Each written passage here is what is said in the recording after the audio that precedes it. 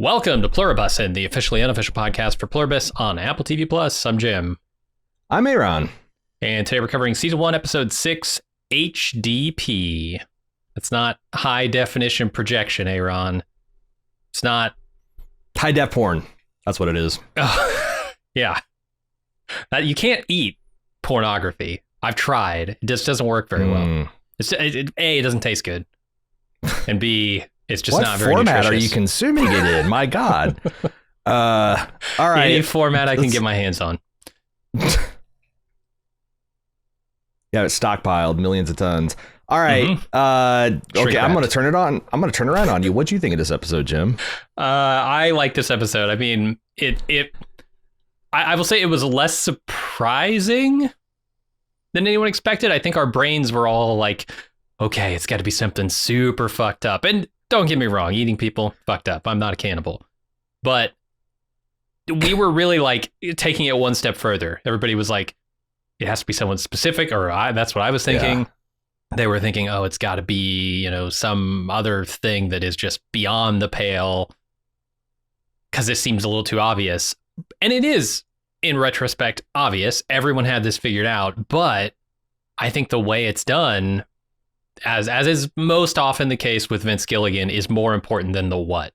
And so much of this, like the way that he set this up, and they've set this up, the writers, I don't want to put it all on Vince, but the way they've set this up with the way Carol is communicating or trying to communicate with the Pluribus, and the others are like not, like they're trying to keep their distance from her, like that all makes it so much more interesting than just like a straightforward Zosha standing in front of her telling her certain things, right?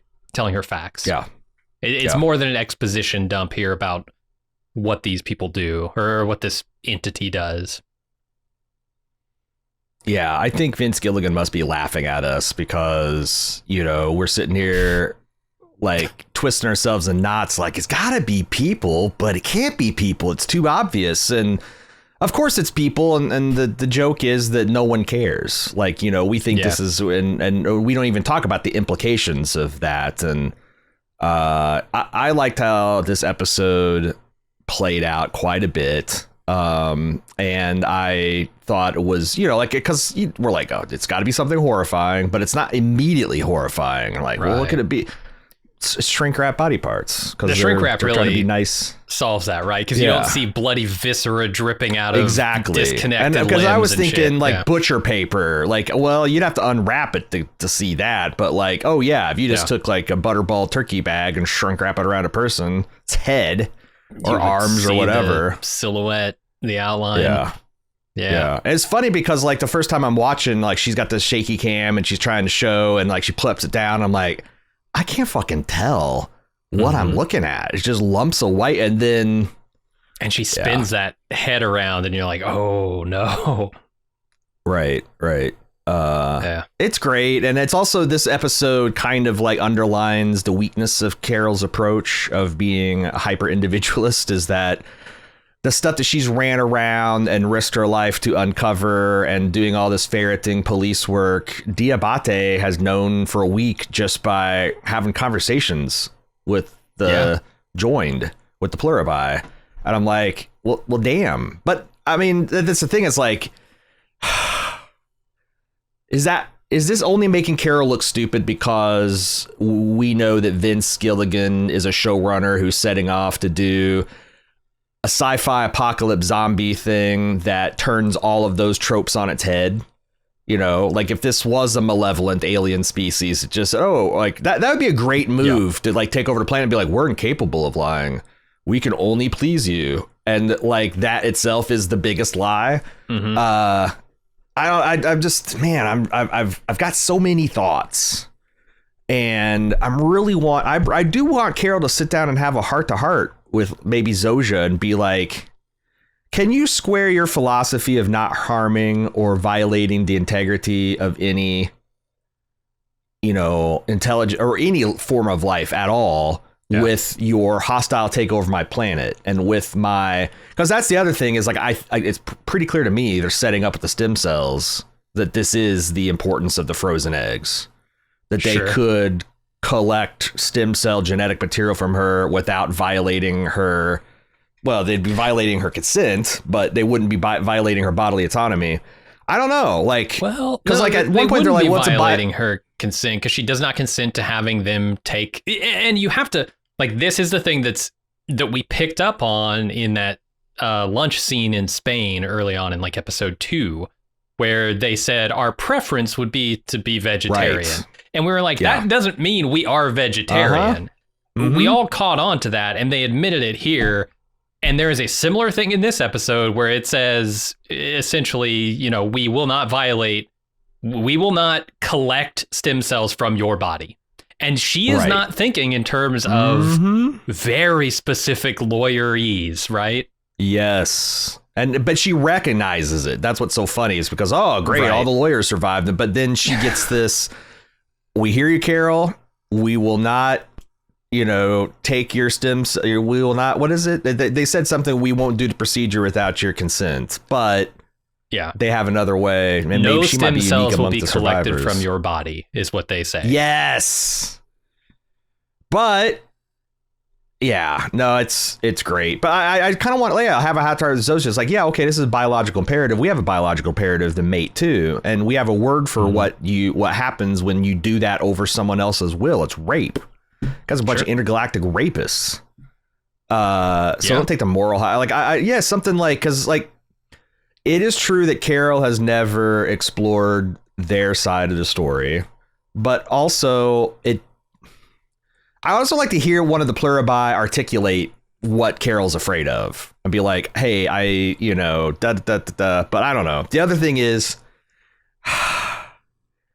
if it's true, because that's the other thing is like that I've noticed last week is anytime we get new information, people take it as gospel, like the bare truth of it as gospel. If it's true that they cannot fix Carol and the other survivors without harvesting their stem cells, and it seems at least there's 2, probably 3 that are not going to be willing to give that consent, and we know there's at least one Pluribus curious person amongst the English-speaking survivors that I wonder if it's like I think I mentioned this on the Pete's podcast last weekend, the whole, and then there were one Agatha Christie that you've got this story where got a group of people who are being whittled down one by one. Whoever's like left, the way I understand it, is going to inherit the earth. In a literal sense, like these people are going to starve and there'll be some hundreds of millions that'll be sustainable and you will rule those people essentially. Sure. I could see that. Or they'll rule you the way that a beloved pet rules your life, and then, like, who's really calling the shots here? So I think that's, and I got a little couple of hints from diabetes. Diabetes, yeah. From diabetes. I got a hint from, what is this? Now I can't remember how to say it. because that's his first name, but Diabate Kumba. is his Diabate. All right. Diabetes. last name. Kumbayate. Yes. I got a couple of like maybe hints of darkness about him that maybe he's making that connection and being like, all right, 10 years. Yeah. 95% of the world dies. That's more crap for me. I suppose. I don't know. I'm really curious to get inside one of these brain trust meetings.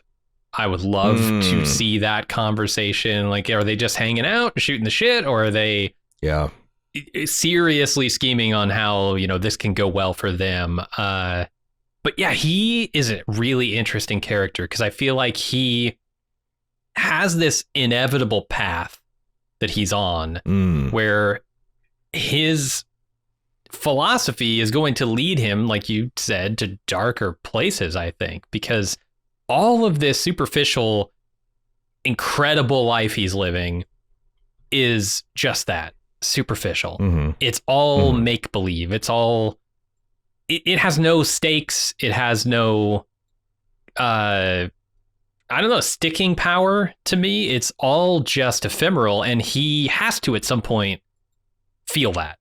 Because I think if you were to tell him this, he would say, yeah, absolutely. That's true.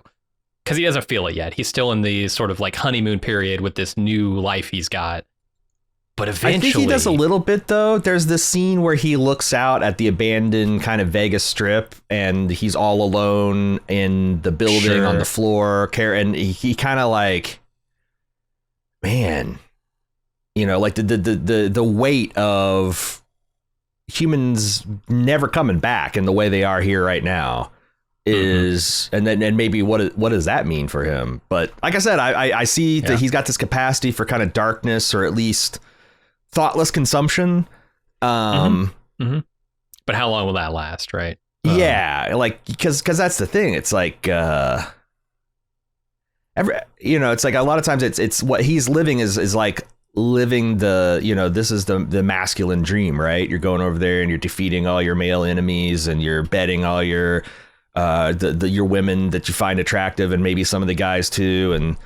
But like if you've ever lived the slut lifestyle, I will say that like what I got from it anyway is that you can have the same experience with a whole bunch of people, or you can eventually settle down with one person to, actually, take it beyond level one interaction kind of thing. And it's just exhausting. That's the other thing, as I thought while I was watching, Diabetes do his thing here, where he's schmoozing and he's just giggling with the gals and he's touching their chins. And I'm like, how many days can you go in constant flirt and sex mode, even if you were like a completely viral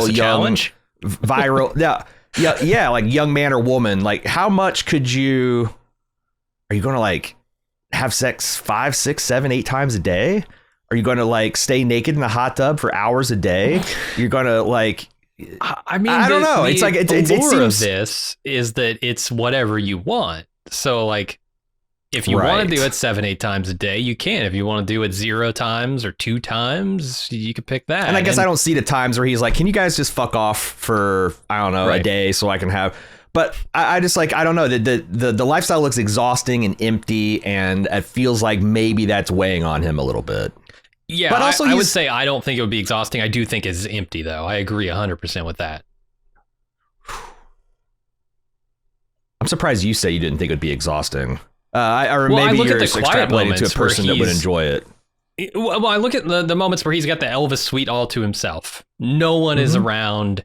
He's walking through this palatial apartment, and he's just there existing, and he's having a quiet conversation with Carol. Like, that's the thing that like I think he's gonna miss, is having interactions with real people, because he can have any kind of interaction he wants at any time, but he can't have it with an individual. He can't get a new perspective. He can't be challenged in any way. I don't know.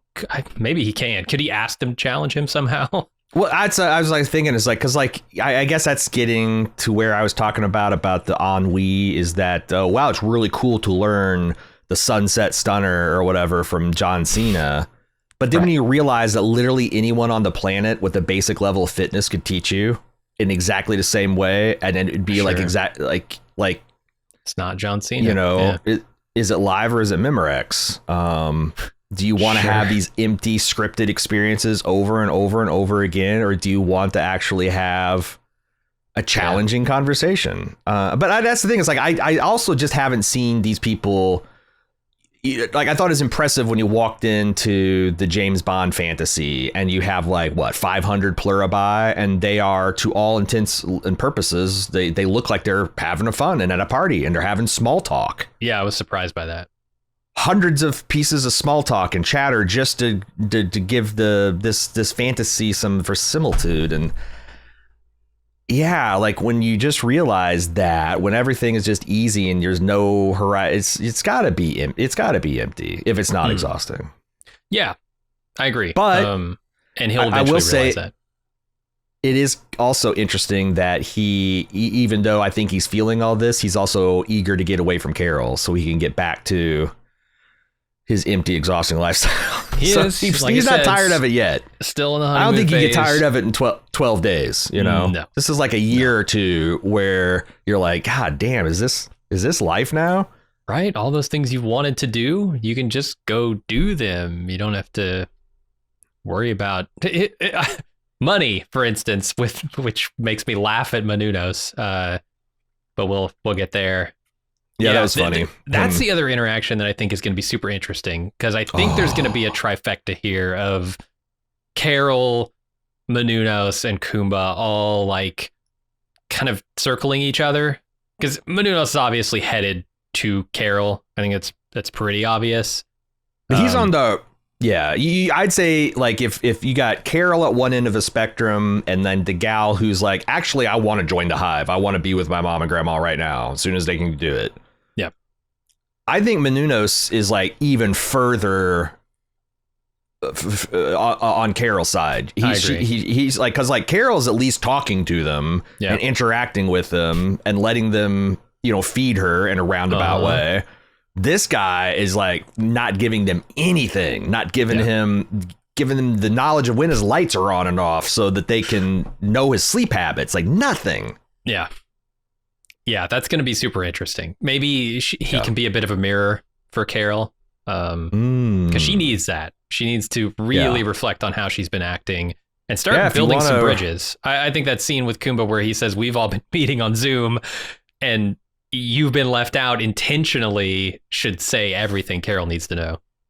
Yeah, it's one of my favorite things back when we were in our old fundamentalist religion is watching someone that I consider like a legalistic stickler for God's commandments, come up against a person's an even a bigger pain in the ass, because it's like, as I'm saying, it's like sometimes like a cure for zealotry can be like, oh God, am I like this? Do I come across this like the people? And maybe that's what she needs. But then that's an interesting, because then like, man, what's Menounos' reaction to that? Betrayal? I don't know. I guess it depends on how close they are. Seems like he's got some feminine trust issues, maybe. Yeah, I think he's got a super interesting backstory, or at least I'm excited to reveal it. Yeah, and I think that they are showing their hand a lot just by, and this is Vince Gilligan's so good, just by watching this guy fuck around in his apartment. We've put together some important pieces. Anyway, should we talk about you want to keep talking and just bouncing around like the Pluribus logo, or should we buckle down here? Yeah, let's do it. Before we do, I hear that you are representing Bald Move on Pete Pepper's weekly Pluribus Roundup, Jim. You want to tell the people about it? Yeah, that's what I hear too.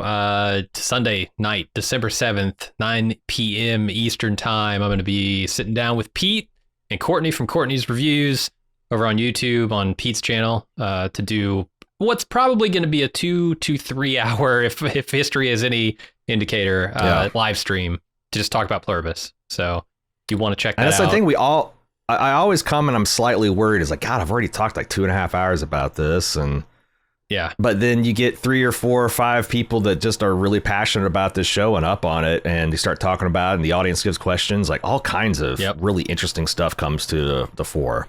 Totally. It's great. If you want to know, Pete Pepper's channel is linked in the show notes. And if you'd like to subscribe to him, you'll get the notification. But it's on every Sunday at 9 p.m., or at least until Christmas. I don't know what his plans are for Christmas, but I guess Pluribus will almost be done then.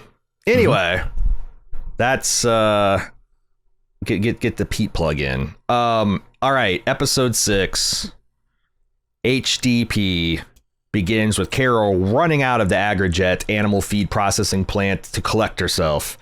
She seems almost physically sick at the things she's seen.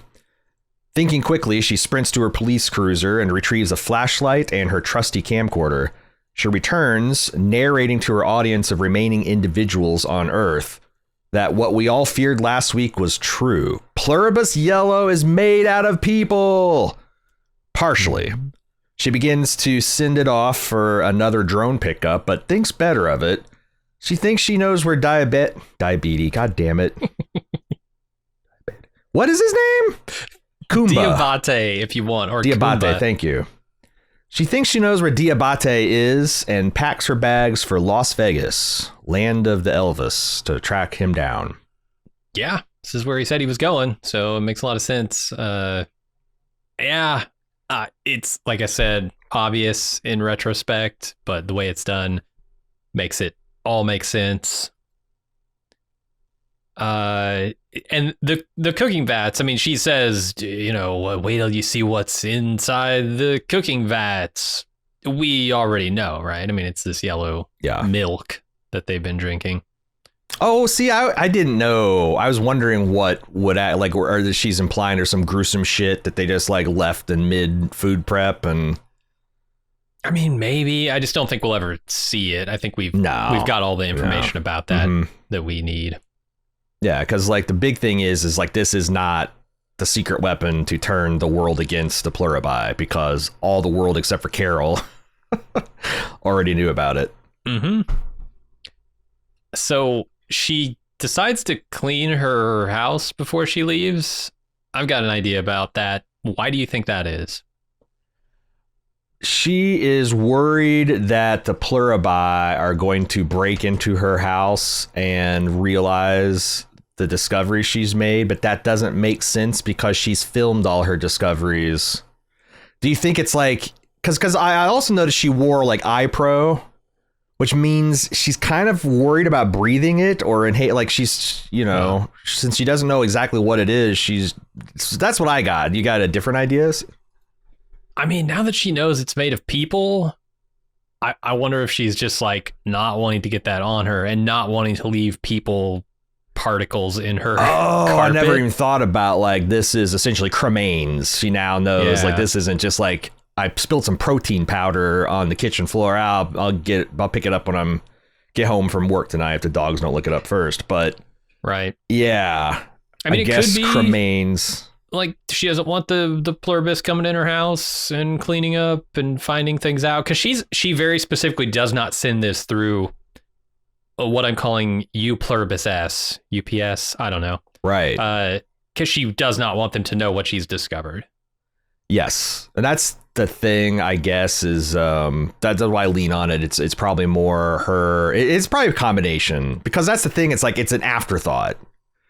Yeah. It's like she had packed and done all this stuff and walked out the door, and it's like, oh, fuck, I left the iron on. Come back in, sweep up this stuff. So it's probably a little bit of both. Like, man, what if they come back? I don't. But like, again, at this point, the only thing she could reveal, like, what would they know if they did break in? Like nothing other than what she's already filmed and given to them. It must be just discomfort. I was speculating this, and I don't think I said this on a podcast, but I think it came up in Pete's, that the idea that everyone is like, well, they have to fulfill Carol's wishes. And I'm like, I'm rolling firmly, especially after this episode, I'm going to take them at what they literally say. Yes. Okay. And after Carol's fuck up, or, you know, after the Zoja interrogation fiasco, they said, hey, if you have any requests, leave them here and, you know, we'll see to it. They never actually said in that episode that they are doing what she wants to do with those tapes. You know, the thing comes and picks them up, because the other thing I said, she said, I need his garbage removed. And we lose track of this because it's funny, but like the collective doesn't remove her trash. It completely fucks that mission up and then just leaves the probe and leaves the trash. So it's like hangs it from the lamp. Yeah. Yeah, like, but now it seems like that they are crazy about like, okay, this woman's working to take us all down. I guess we have to translate her hate message and her strategies and all that stuff. But yeah, they did it. Does she think this is just going to be so explosive that the others couldn't ignore it for sure? Yeah. Or I guess if you've been making these tapes, for a while and you haven't heard back from anybody, it's like, you're saying like why she? I wondered if I wonder if she worried that she wasn't getting them, or they weren't delivering. So she's like, I'm gonna, Vegas is like an 8-hour drive from Albuquerque. I imagine if you're in a police cruiser and you're in the apocalypse and there's no cops, you could probably make that in half the time. Yeah, but just go 120 down the freeway. Oh man, I didn't think about the. Oh man. transportation. 120, just floor it into whatever the vehicle's max car, speed is. What you probably, and then to make sure you take your cell phone with you. Although it might be landlines only. I don't know. And you can just call in a new car if your car explodes, right? I guess that's true, because that's my question is, like, how did she get gas? Did Pluribus switch on some gas stations along her route? Or because I take it for granted that they have eyes on her 24/7, that they've got a series of drones that are just monitoring her. I mean, it seems like they're telling us that because they have John Cena specifically addressing Carol in this tape. So they know, and they know Carol's on her way to Vegas. They know when she arrives, they've got a billboard for her, right? Like, I mean, some of that's explainable just by they own everyone. Like, everyone on Earth is eyes and ears for them. So it's like, if they see a cop car coming down and they know it's none of them driving it, then it's like, but even though I'm saying that, like, this is not something I know, but it is something I'm assuming that they are, got her under full surveillance. Yeah, that makes sense. And it's something that I'm not sure if she needs to worry about or not, because we don't know if there's any malicious intent here behind the curtain, or if this is all just trying to make her happy and she can do whatever she wants. Yeah.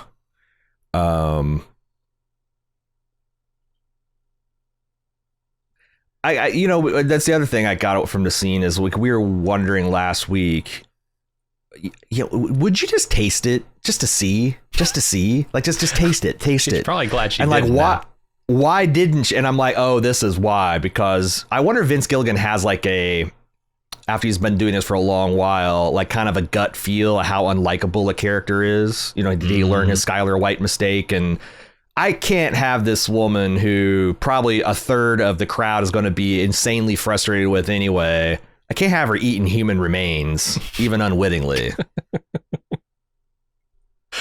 Especially, I could see that scene going to where she tastes it and she's like, oh, not bad.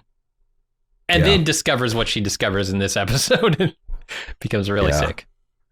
I did love the sweeper cam. It's another, the Vince Gilligan special. Yep.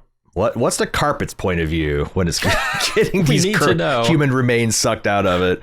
And then finally, Americans, my fellow Americans. I get it.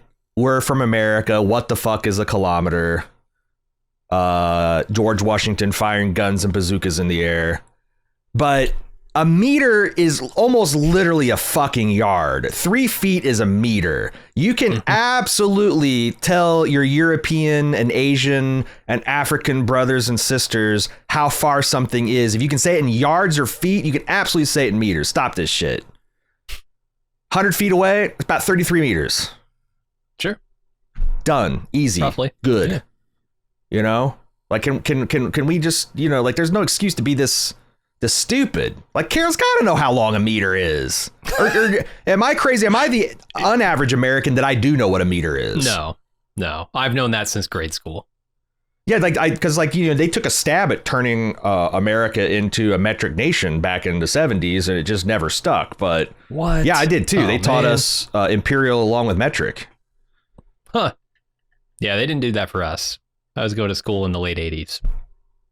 I will say thank God, because that's the only way I can relate to human scale of any metric system. Like, if a yard wasn't almost exactly a meter, I would kind of be lost, because I still have a hard time with Fahrenheit and Celsius. I still have a hard time. Kilometers is not, but once you start getting mini kilometers, then my rounding starts compounding and erring. But sure, meter, it's the one universal human distance thing that we got here, Just define everything in meters.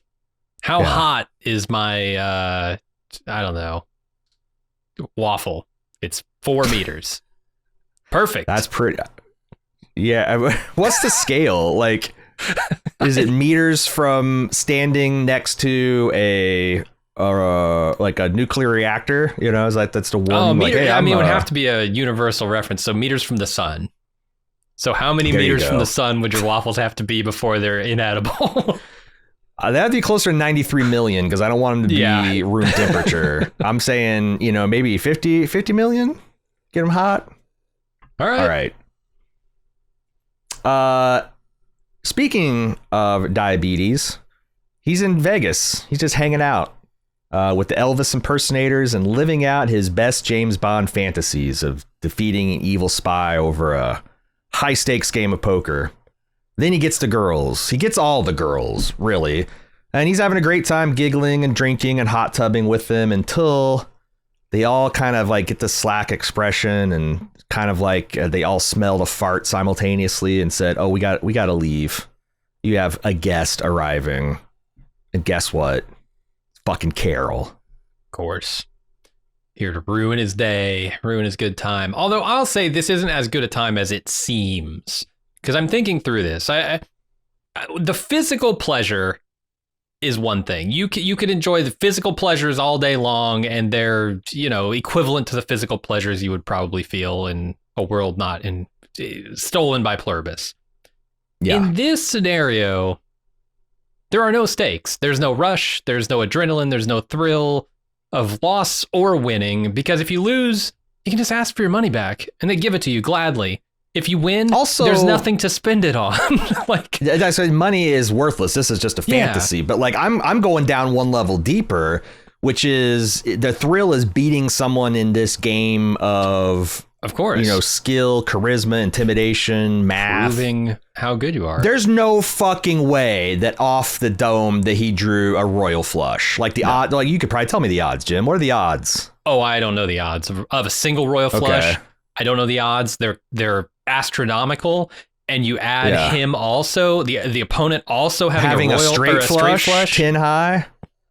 Yeah, it's insane. That's so, I'm guessing that he had this all dealt out, he told the dealer, I don't want this to happen. And so it's I don't know, you script this thing out and it's exactly is that fun? I don't know. Also, I thought even Vince was kind of hinting that this is a little lame because I couldn't help but notice their Blofeld looks a lot more like number 2 in Austin Powers. He does, yeah. So it's this is not a completely serious thing. And I will say their Vesper Green, very, very good. Yeah. He's picked some stunners, I'll say. Yeah, diabetes. Well, I mean... he knows about sweets, right? He knows how to pick sweet stuff. That's how he got the diabetes. Jesus. But I think his parents gave him the diabetes. God, this is one of the funniest things I've seen on TV this year. When Diabate catches Blofeld rejoicing in his victory with him, he's like, "Come on, pal, stay in character."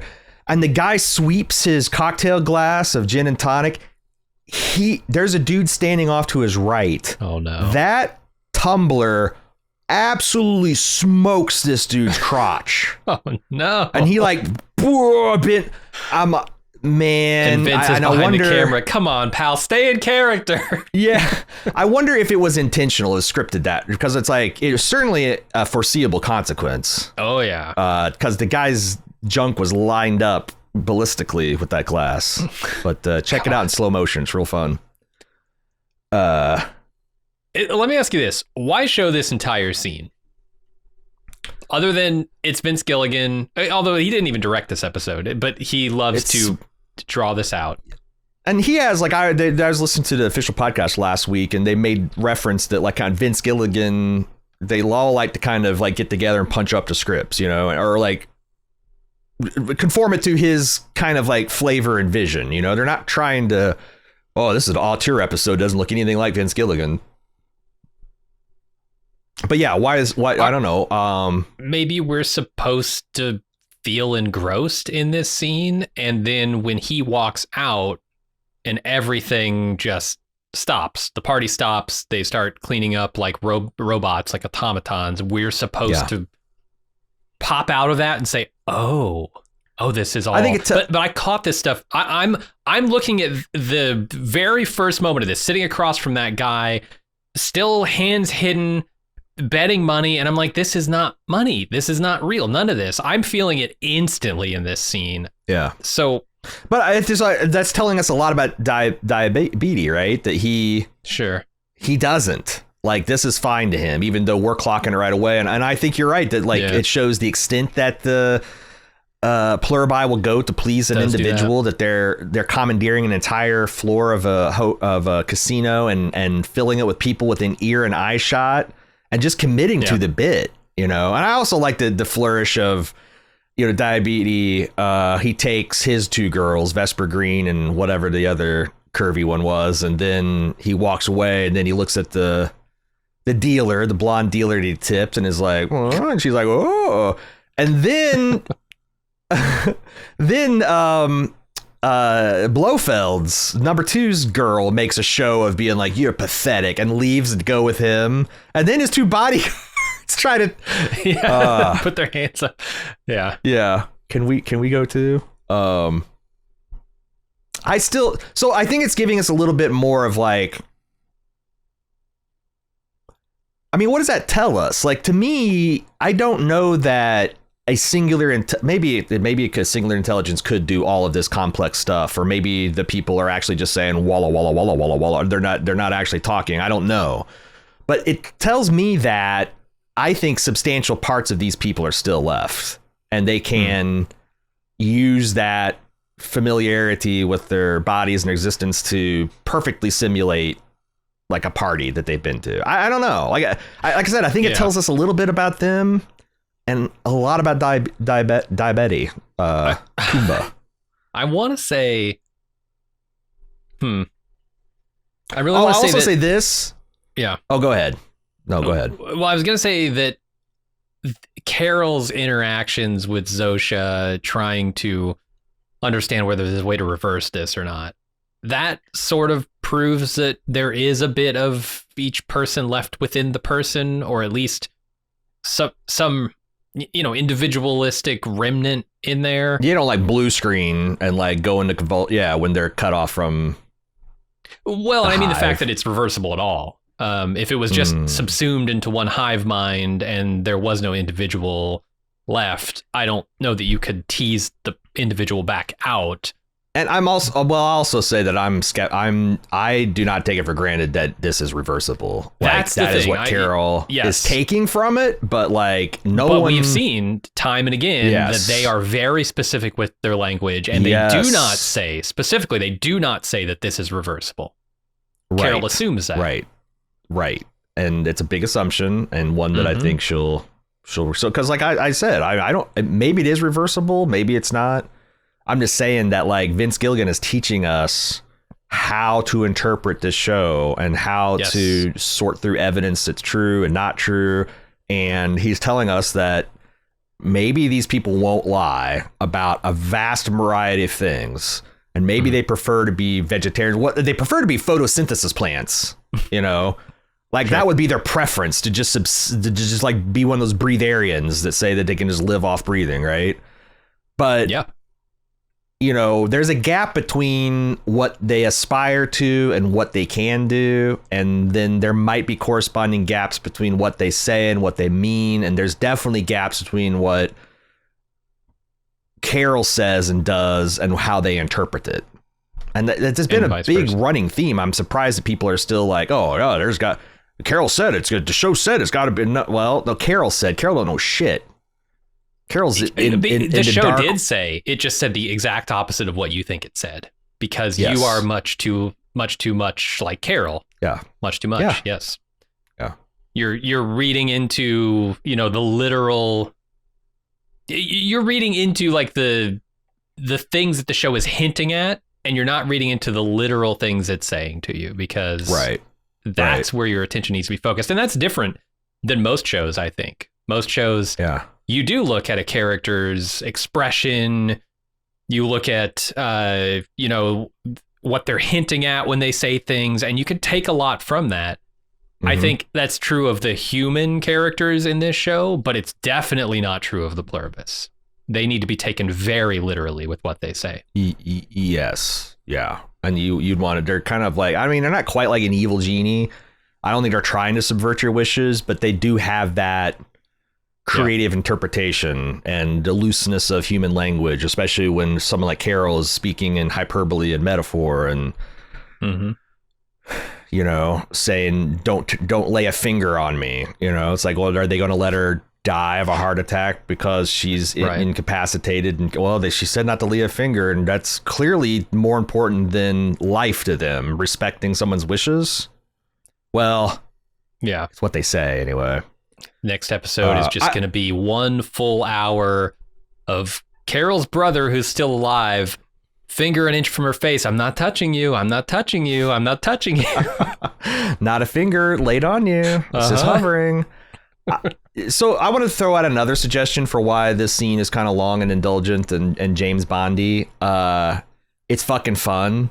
You know, maybe Vince Gilligan's a lot like Steven Spielberg, where it's like he always wanted to direct a James Bond and he never quite got to do it, but he did a James Bond introduction to the what was the Indiana Jones 2, the Temple of Doom, right? Like Temple of Monkey Brains, Temple of Batshit, Temple of Doom. He had that. It's just because it's fun. He puts him in a white suit and he has him, you know, out doing these shady dudes of poison. It could be that because like Dave Porter did a really good riff on a James Bond kind of tension sequence, and then they've got, and also like I do think there's a little bit of Austin Powers here because they go from the number 2 looking Blofeld to straight up Austin Powers style covert nudity. Yes, like yes, I was gonna see if the you mentioned way the way the director blocked out those shots so that nipples are just being eclipsed by shoulders and ankles, and this is the strongest foam substance I've ever seen because it just the way it clings strategically to body parts. It's fucking amazing. Yeah, I'm surprised they didn't get that the old house cleaner that they try to talk into. I'm surprised you didn't have her bring in cantaloupes, you know, just to make it explicit. So that's the other thing. How much of these people are acting around Kumba? Because like these women's reactions, it seems like genuine disappointment. And I mean, clearly these people can fake emotion, but why would they? Like I've seen the hive mind be genuinely disappointed before. I've seen them cry. Sure. You know, I've seen them be embarrassed. Like it does seem like they like being around him. But well, I mean, if he that's flattering to him, right?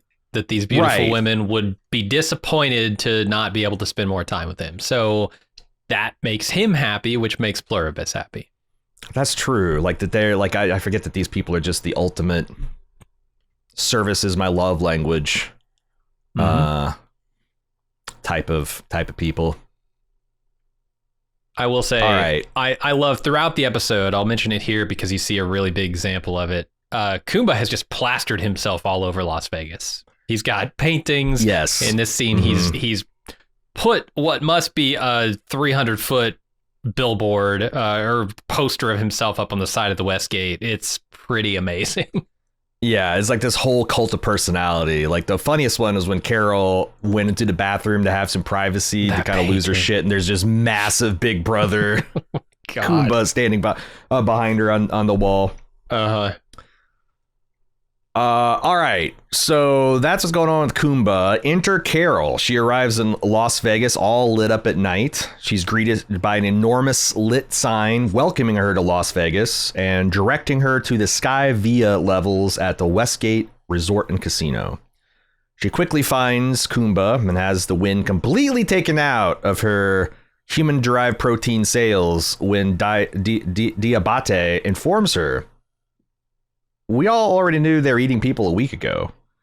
And he has a slick pre-recorded promo by John Cena, of all people, to explain all the gory details of HDP. Carol excuses herself to the bathroom to lose her shit in a somewhat dignified manner.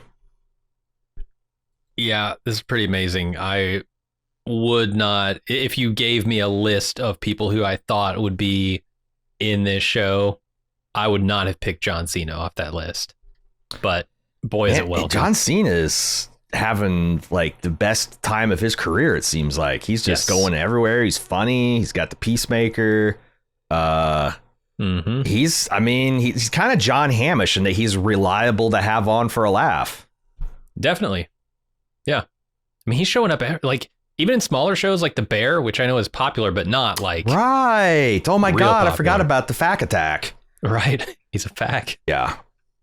Yeah, it's cool. And man, does this have just like a great effect here. Because I'm looking to see how Kumba's going to react to this information. You know, this is a big discovery. Right. And he's just like, it's nothing. It's nothing. He already knows. He's already thought about it and processed it. And like, because that's the thing. It's like, it is troubling. We don't like it. And I, right. And I think it also helps that the Pluribi aren't crazy about it either. Like John Cena is like, most cultures, but not all, have typically frowned upon anthrophagy, I think, eating humans. Mm-hmm. And he goes, and to be honest, we're not thrilled with it either. But, you know, of our lines of preferences and drives, this is the best thing. But the really shocking thing is, because, you know, I've been on this, like, what if they have this destructive form of reproduction where it's like they don't give a shit about anything but building the antenna the size of Texas and blasting out the 1.21 gigawatts to and like and then maybe they're like the Pacific octopus. It's laid its eggs and as soon as they hatch, it just dies. It just, you know, gives up, starts eating its own arms. This is just underlining it and like, yes, that's exactly what's going to happen. Or I don't think humans would go extinct, but humans, like, it will never be the same. Like, you know. Yeah, it's going to decimate the population because their food collection methods have to be so inoffensive to the food. Windfall only. Can they shake a tree to kind of help it along the way you rock a vending machine? That's a good question. The thing that throws me is the robotics. They can't even build robots that would kill plants in order to feed themselves. So let me ask you this. Diabate said in the second episode, so like if I go and fish and I kill the fish and I bring it to you, would you cook it? If he killed the fish, brought it to them and said, cook it, and said, okay, now I want you to eat it, would they eat it? I think so. Like, yeah. They'll eat humans. Why not? I'm like, where is the line of like, okay, can you teach me how to program this basic agricultural robot? You know, I want you to design this for us. I want you to design, because like there's not enough of us to pick the kind of fruits that we want, and we want all that agriculture happening. I want you to pick it for us, and then someone else, and then you also show me how to reprogram that to be for everybody else. Like, and again, since all this is preference based, I gotta think that when Carol says, well, maybe they should just pick the fucking fruit, I think that she's onto something, right? Like, what do you mean? This is not a literal compulsion. This is a moral framework that they're up against. It's not a biological imperative. So why? Yeah, but it's weird this being a singular entity, because it's not like, you know, 90% of the population dying off or whatever they say it's going to be is actually a threat to its existence. It's just finding an equilibrium. It's like if you're 300 pounds and you start eating healthy, all of a sudden you're going to come down to a certain weight. That's essentially what this is. They're just shedding fat off itself. It's only one organism. It doesn't care that it's losing pounds or people. It's still going to live. Okay. How do you square that with their multiple statements of mourning the death of individuals? You know, like 100,000 people are dying a day and they like feel that sacrifice and it's like kind of heroic to them. Like, because that's what I was thinking too, is like maybe they just don't care. But like, whenever someone dies, a lot of people that were connected, you know, they say it's like they see Carol's literature through the eyes of her best fans. Well, they have to examine every human through the eyes of the person that loved them most. They probably, like everyone that dies has to have dozens of people that know them, like, intimately. Like, are they really that cavalier about it? I would say it's not cavalier. Look at it from the other angle, which is the other life that we would have to extinguish in order to preserve those individuals. That part of us is just as valuable as the life that we would be losing by not killing the food. You know, I guess I'd like to have like a why. I guess that's maybe there's more enlightened than me because I'm they value all life equally. That's what it really comes down to. All life. But why? Like, I don't know. I know I value human life because like human life gives me all the cool stuff. Like I get to talk with people and I get to watch their movies and television and play their video games and eat the crops they've made. And then you could take it one level down, if that's what you want to call it, to certain animals. Like there are animal lives that we value. Some, but clearly not as much as human life, because like, sure, people are still hunting whales. People are still killing primates for research and just poaching. So yeah, I don't know, man. But you would never hunt your pet. So there's like classes of animals also. If my family's going to starve, here, let me cover. She's sleeping right in front of me. Let me cover her little kitty ears. I would totally eat Sansa rather than letting my family starve. Okay. All right. She's still asleep. I don't think she heard that. That'd buy you what? One day, maybe. But I think that's what you do, because like you're like, unless we're like, okay, we're all going to sit down and shoot ourselves in the face with Sansa on our lap, because we value her life so much more than just trying to get one more day, and who knows what happens on that day. Well, here's the good news. She would starve to death before you, so just let her starve to death, and then you can eat her. Would she? I would. Yeah, she's so much smaller. Losing percentage of body fat off it. Oh, maybe because like maybe I just let her outside again, and she brings us back squirrels and birds, and it's like, because anyway, way too cat focused here. Yeah. What were we even saying? We were talking about the pluribus not valuing all life equally, which it doesn't seem like they're that cavalier about it, about their human people. But like, I still understand, like, why do you stop there? Why do you not value mineral structures? Like crystals grow, crystals take in nutrients and use it to increase their mass. Yeah. What is the value of life that they are really pinning everything on here? Is a virus a life to them? Is like algae? I mean, like if you're going to, like, you can't pick an apple, that's a map, but like algae, bacteria, right? No, it's a good question. I wonder if Kumba has had these conversations, or any of one has had these conversations with them. And that's what I love about this. There's still so much more to dig into here. It's not like this is a one note show. There's just a well of information that we have not fully explored yet. So. And like, it's just so much like just constant contrast. Like, we have seen Carol living this very austere lifestyle. She's been fighting wolves over the corpse of her dead wife. And then the contrast to Kumba, like, I just love the elevator open. Carol's sitting in like a living room size box that has like marble columns and frescoes and plush bench seating, and is a fucking elevator. Yeah. Right. I've never seen anything like that. Right. And that's how this guy, he's living in a sky suite with a private pool in Las Vegas, and she's fighting wolves over the body of her wife.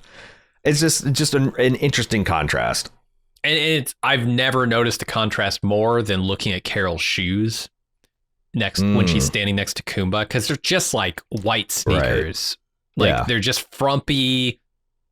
My feet hurt, so I don't want like to wear nice shoes kind of shoes.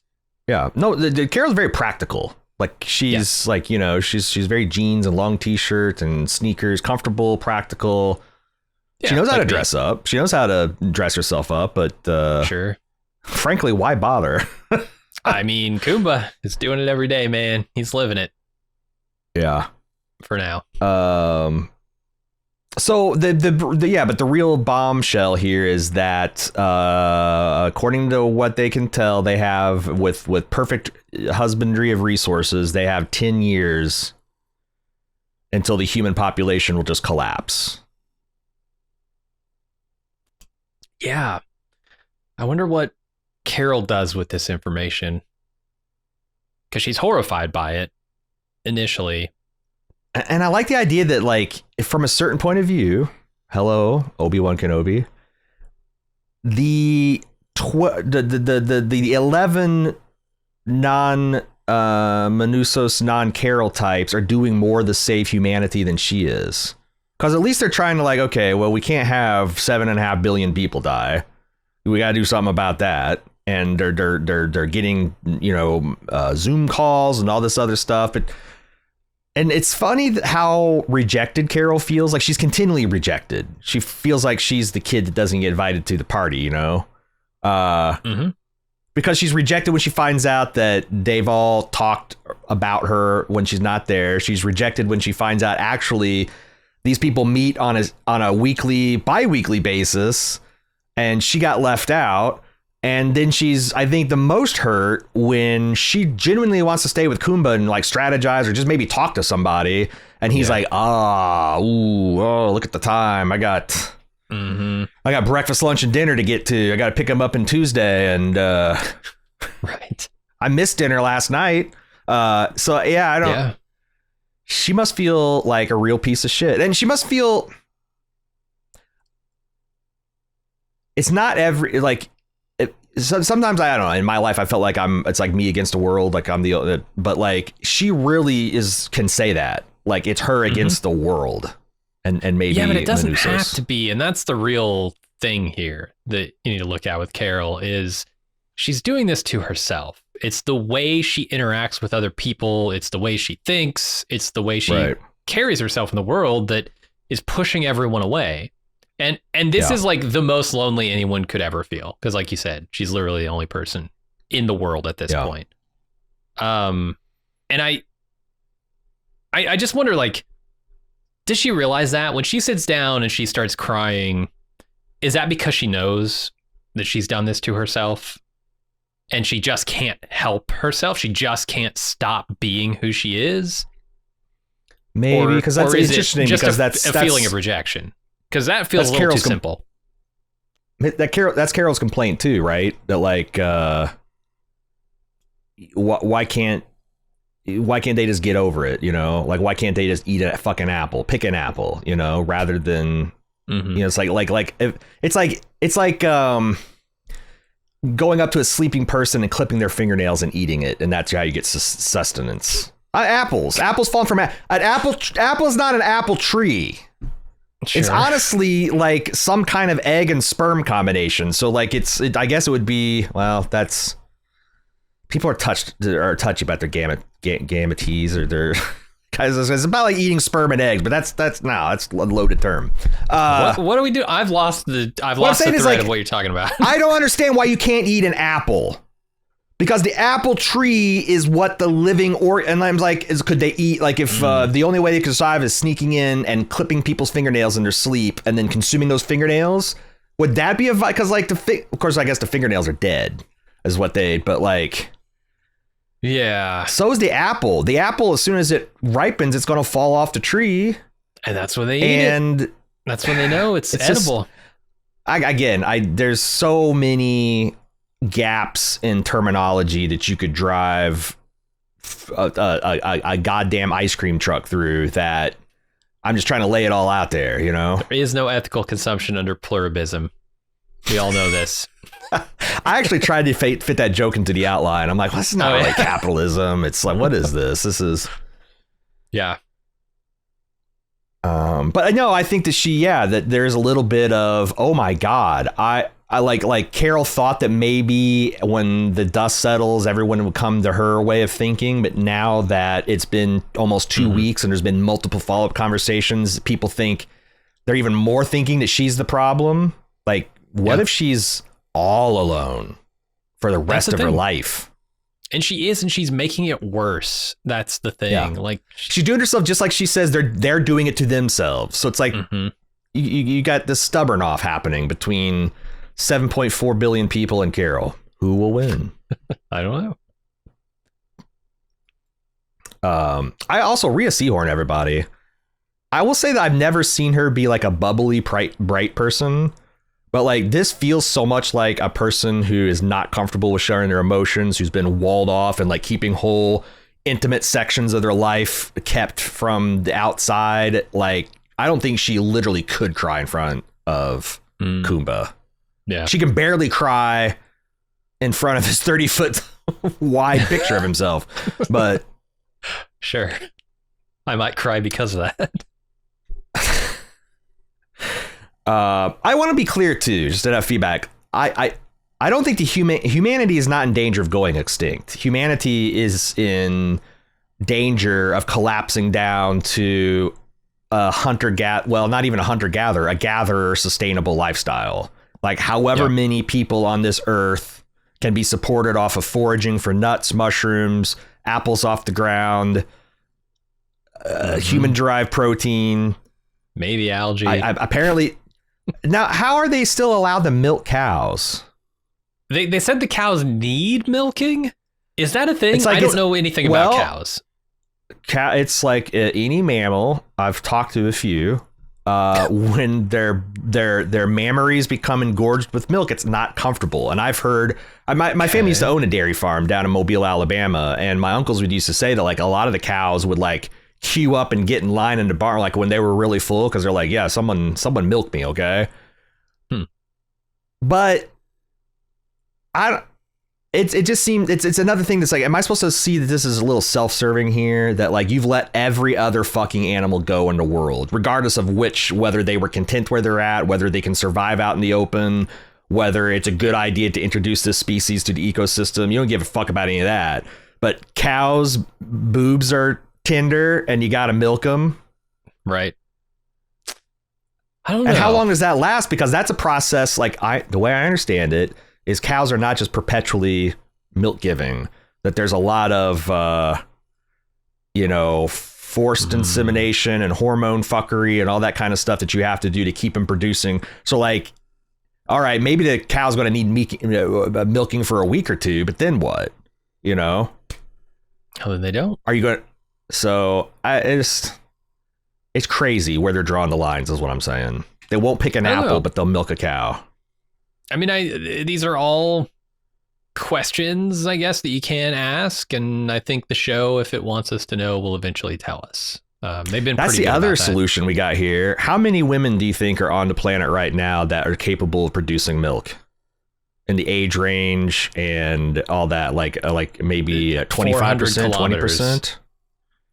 What if they start doing that? Like, to get like every woman capable of it becomes a mommy milker. Just like that dude in returns. Like Fury Road. The amount of calories required to sustain a human being is more than you could ever get out of a human being. No, unless they're human beings like 5 pounds, sure. But yeah, I agree. But it's also a non-negligible boost if we're talking about milking. I mean, if you're going to have milk anyway, I'm sure they'll use it. Milked. Yeah. I'm sure they will. Yeah. Get the hormones and vitamins going and, got milk? No, we don't. That's the problem. I mean, look, they're resorting to cannibalism, anthrophagy, whatever. They're not above drinking human milk, of course. They'll do whatever it takes to survive. Someone should suggest it. See what they think. So, are we ready to move on? I think...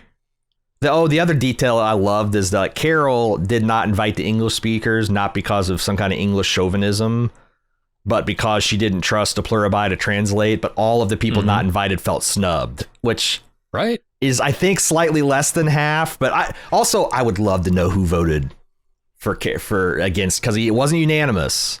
Do you think that Kumba voted for her? I think so. He seems open enough. I think that before the series is over, that question will be asked and answered because it's just too funny not to. The old Japanese man, I think, also voted yes to bring Carol in. Could be. Lakshmi, definitely not. So Kumba apparently tries to intercede with the Pluribi on behalf of Carol, but the others aren't having it. They still need their space. He finds Carol on one of his many expensive couches sleeping and covers her up so she'll be more comfortable. In the morning, he cooks her a delicious breakfast. She shows him how we do breakfast in America. Blows his mind. Wow, breakfast, Sammy? Ooh. But it's an She open wants to face. stay. Can I just say open face sandwiches are no good? Disagree. I do love a good beef Manhattan. But you eat it with a fork. You don't eat it. You don't like take it and like shove it into your face. That's the thing. Yeah. Europeans are just so much more civilized with their eating. Like even the pizzas there are not eaten with hands. They're eaten with knife and fork. Well, good for fucking them. I think it's grotesque watching this man eat and Ray eat this open face sandwich where he's so refined. Is that a California thing? Talitha, is this like, I feel like this is an avocado thing where you get the avocados on the toast and then you put some because I've never seen an open face breakfast sandwich before.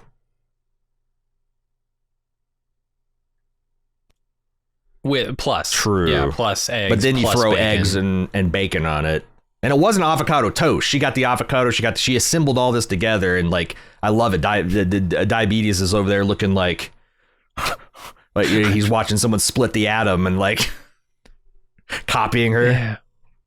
All right, too messy. I gotta say, I do love a breakfast sandwich. I feel like that is. Oh, yeah. Is that like a uniquely American contribution to the food world? Because like that's the other thing is like I've heard from around the world, the thing that really knocks people on their ass when they come to America and didn't know about it and tried it is like a sausage, egg, and cheese sandwich. like yeah, holy I will say shit, they don't do a lot of sliced bread with stuff in the middle.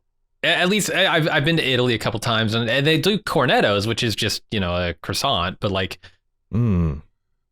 The stuff is usually either integrated into the breads and the pastries or not existent. Yeah. So, yeah, it's less often you see it over there, I would say. So yeah, after she shows him the joys of a breakfast Sammy, she wants to stay and talk and strategize, but then she pretends, psych, I was just joking, when he's clearly not into the idea. He tells her that the Pluribi have discovered just yesterday that they cannot join with the 12 other individuals without an invasive procedure to retrieve their stem cells and will therefore need all of their consent to proceed. Carol unambiguously refuses consent, which the Pluribi seem to accept, emphasis on seem. Carol and Diabetes say their goodbyes and she leaves the city. And my notes say, bombshell, they can't turn them without their consent. That's they big, can't but also turn them without harvesting their stem cells. That's a difference. Yes. Which requires their consent. But if they in harvesting, but if they could harvest it a different way where they didn't have to invade their bodies, they could figure this out. Yeah, and it's like it's weird because I'm always trying, I'm always trying to view this from different angles, I'm trying to take the Pluribi at the word, I'm trying to take this other thing, but like in human terms, consent would have to be given for someone to use your eggs for scientific research, unless you sign the thing that says it's a-okay that they can, and I'm sure most people that are saving their eggs are not going to do that. Mm-hmm. Can these Pluribi keep getting away with being this like fast and loose on consent when they know they're talking about something different than people are when it comes to their biological incentive or imperative? Does that make sense what I'm asking? Yeah. I'm thinking back to what Kumba says about this and the consent that Carol specifically withholds here. There's a painful procedure, an invasive procedure they'd have to do on the organism known as Carol to retrieve her stem cells from. I'm guessing they're taking it from her bone marrow and her hip. It sounds like that's what they're doing. Yeah. That they can't do without her consent. And like I said, in probably international law, you can't just take someone's eggs and do something with them. But the Pluribi, they might not see it that way. Yeah. What? But it's life. Well, I guess if it's an unfertilized egg, do you think Carol just had her eggs banked, or nah? They said eggs, not fertilized, not embryos. Yeah, I don't know. I mean, I'm just saying, if the question is, can they keep getting away with it? The answer is yes, until Carol identifies what they're doing here, finding those loopholes in language, and then specifically withdrawing consent for that. But she might even not have that option when it comes to a part of her body that has fallen off like an apple from a tree, right? Yeah, and I wonder, how can she stop? I was trying to think about this like for like half hour before we sat down today. How does she stop this? If they're not going to be constrained by her giving them permission to access her eggs, we know that they know that she has eggs frozen, right? Yep. Like bare minimum, Helen knew about it. Presumably the people gathering her eggs knew about it, all that. Like, doctors, there's enough that when the whole world, and I liked how Kumba said that they were really disappointed. They were upset by the realization that they can't do their biological imperative. Yeah. But like, how would she stop them from doing that to her eggs? I don't think she can. And here's the kicker is like, what if they already have retrieved her eggs? Yeah, she'd have to destroy them. That's the only way to stop them, I think, is destroy the matter. And here's the kicker. If for some miracle the hive mind has overlooked these eggs, the second she starts making a beeline to the egg facility to ensure their destruction, they're going to know.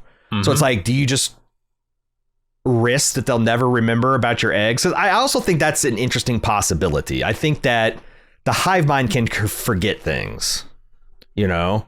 It's like it's a group memory, but like on things like that's deeply personal. Like what if those kids had forgotten about the fact that, well, I don't know. Do you think it's possible? Well, we've already seen them make a mistake with the power plant. Somebody's memory was imperfect. I mean, we kind of talked about that, how it doesn't necessarily indicate an imperfect memory. It could be imperfect schematics. It could be imperfect physical systems. Memory might not be the issue. No, they're not infallible. Right. Maybe the memory is, but I don't know. I've never seen. Yeah, we just don't know enough about it, I guess, to say for sure. Yeah, I'm curious to see the teasing around the edges here to figure out where their limits are, because currently it seems like they have an infallible memory, but do you think we're going to have like a like a pell-mell action caper kind of heist where she's trying to boost her own eggs? I just can't see how it'd be another one of those things where Carol's doing something she thinks is important and it turns out not to be, because like I just can't imagine. Right. But that's the other thing, is I also can't imagine that it's going to be as easy as they take her eggs, get her stem cells, do the research, and convert her. Right, and the rest of the series is her like trying to avoid being injected or given something in food. Yeah, you can't go there. And we know it's aerosol. Actually, I don't know it's aerosol. The original was aerosol. Tested. Yeah. Who knows if the other one is? I will say, Carol has not yet realized this danger. If it is in fact a danger of her eggs being used to synthesize some virus that could actually infect her. So it can't happen like immediately. She needs something to jostle her free from her patterns of thinking in order to connect that dot, right? So that's going to happen. It almost has to be an external something that gets into her mind that goes, eureka, they could use this part of me that I no longer have because it's like an apple falling off a tree. She hasn't made that connection yet. Yeah. Just a couple of things I want to point out. Did you think when she woke up and he was obviously cooking pork products, looks like a bacon and sausage, did you think, oh my God, he's springing HDP on her just to prove a point? I was wondering, and I was wondering if she was wondering, because she kind of looks at the food. Because I've heard from people who've tried it, not directly, but in documentaries and written things, that like the closest animal that human flesh tastes is pork. And Long like there's pork. a couple, I think the tribes that do eat people call humans consumption like long pork, you know, because we're essentially we're long pig. Long pig, not long pork. I was just thinking, because again, I was kind of like, is Kumba kind of evil? And you know, like I was looking for it because he's got these like unreadable expressions. For like after he tucked in Carol, he looks out at the strip and he's got some kind of feeling that's not positive. Yeah. But agreed. Nah, it turns out he didn't do that. No, yeah, I don't think she was eating human bacon. Yeah. And that's what makes him an interesting character, because I do feel like there's something more under the surface here, but he's so much fun in the meantime with just his surface level stuff. The other thing is like, also like I got the feeling when they're saying goodbye and he's like, yeah, check it. You know, he's not going to take the effort. But if you want to, you know, I'm always here for you if you need me. Like, what did you make of that? I didn't think the Kumba would be that anti-Carol. But she is a bummer. She's a bummer. Like he had to sleep alone for the first time in 12 days because she had to come and tell him about the HDP. You know? Yeah. I mean, it could just be that, like, look, you know, I'm not that kind of guy. I'm out having too much fun. I'm not going to call you. But if you want to call me between hands of poker, my fabulous penthouse party, maybe I'll pick up. Probably won't be back in town, but who knows? Keep in touch. That's funny. Yeah. That does raise a question. Is Carol now on a historic level that has never been seen before or after? Is she like the cock blocker now? Like she shows up to your house. Sure. And unless some of the individuals have found love in 2 weeks, you're just not. They're all the your partners are going to flee the area. That's true. It's funny. She's like kryptonite, sexual kryptonite. Oh yeah. Anyway, well, I guess we I don't know. We need to go through the finer details of her, because I will say it's hilarious every single time she doesn't ask them to cut down Fabian. What's his name? Patrick Fabian. Patrick Fabian's recording. The way Carol expresses the impatience with her like getting to be full body ticks is sublime. I love it. And it is kind of beautiful. I would say it was annoying, but the way it comes back in this episode after you've forgotten, you know, they use it 3 times last episode and you're like, maybe this is a little overkill and this is gonna get tedious. But the moment she picks up that phone and I hear his voice, I'm like, it starts off right, this thing again. This is pretty good. Especially then it happens again, like because she's got to call and make a, you know, it's really funny because as long as Ray can make it in like those 20-30 seconds entertaining with just her sheer visible frustration, I do feel like how long do you think is the time limit on the others treating Carol like she's radioactive? It's up to Carol. She needs to have a real change of heart in order to bring them back into the fold, to have contact with them. So until that happens, which I don't see that happening anytime soon, although I think every time she's confronted with her own actions causing more grief and loneliness on her part, she's more likely to have a change of heart. I just don't, we're not there yet. We're really not even close. And again, for anyone who wants to say that like they're swearing that they're not going to convert Carol, that's not what they say. They say, we hear you, Carol. No stem cells will be collected from your body. Your wishes will be respected. There's conflict there because her wish is to not be converted. But the only thing that they've committed to is not harvesting stem cells from her body. And I wish I had her portion of this conversation at hand here, because I bet the way she phrases it is very specific too. I do not consent to you sticking a needle in my hip and taking these cells. Do not lay a finger on me. I expressly with what is she? Because I did write it down. Did you? Okay. Oh, I'm officially going on record that I do not consent. You do not lay a finger on me. And, like there you go. Kumba had a much, much nicer way of saying, like, regrettably at this time, I must decline. Right. But because he's a refined European individual and Carol is just an ugly American, I guess. And Kuma's trying to get, like, he's trying to play intercessor for Carol in behalf of the Plur, because, like, now he's saying, like, hey, the world's trying. Like, it's really hard for them what you're doing. They still, and she's like, fuck them. And then watch your toes, and she just peels out of there. Which that sentiment is understandable. I mean, they have captured the entirety of humanity.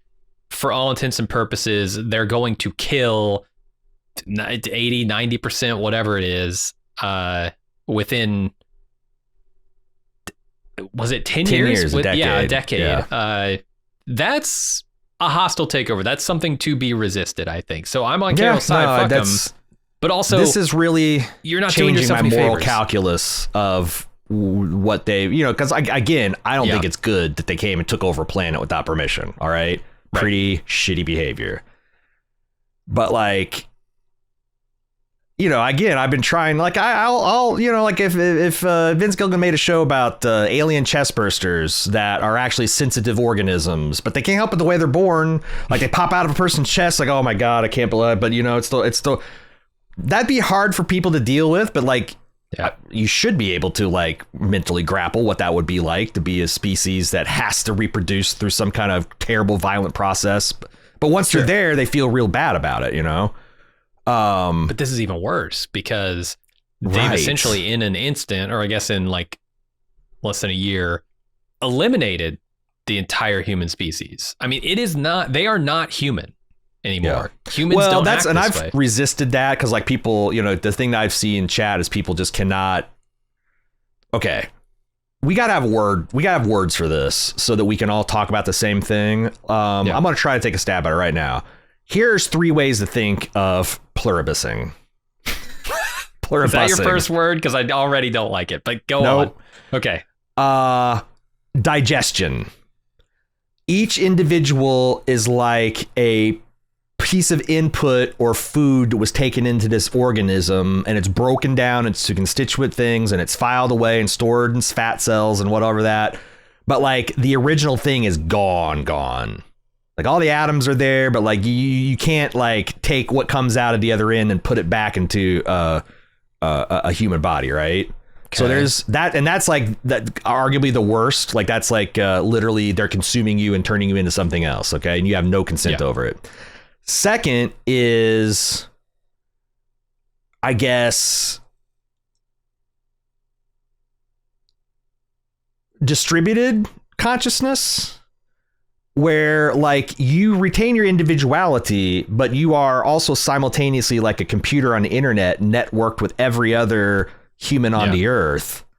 And because of the ability to rapidly talk about things and get experiences and get firsthand experiences with that stuff and know people's expertise and know truth from, like, and have that happen intuitively, that it looks like everyone has been suppressed into one unimind, but that's not how it is. It's just like no one's been coerced. Yeah. They've all been won over by the best version of the arguments. Okay. Sure. They're all like, there's a third option too, which is, I don't know, like I guess this would be the unimind, where the human's brains are being used as a just truly distributed computer, like an Amazon Web Services kind of thing, where it's like all the humans are kind of running the same wetware now, and they're all just doing different storage blocks, but, like, but it's still like one brain cell in a brain, I feel like, so you got you got the network model, you got the brain unimind model, and you got the acid digestion model.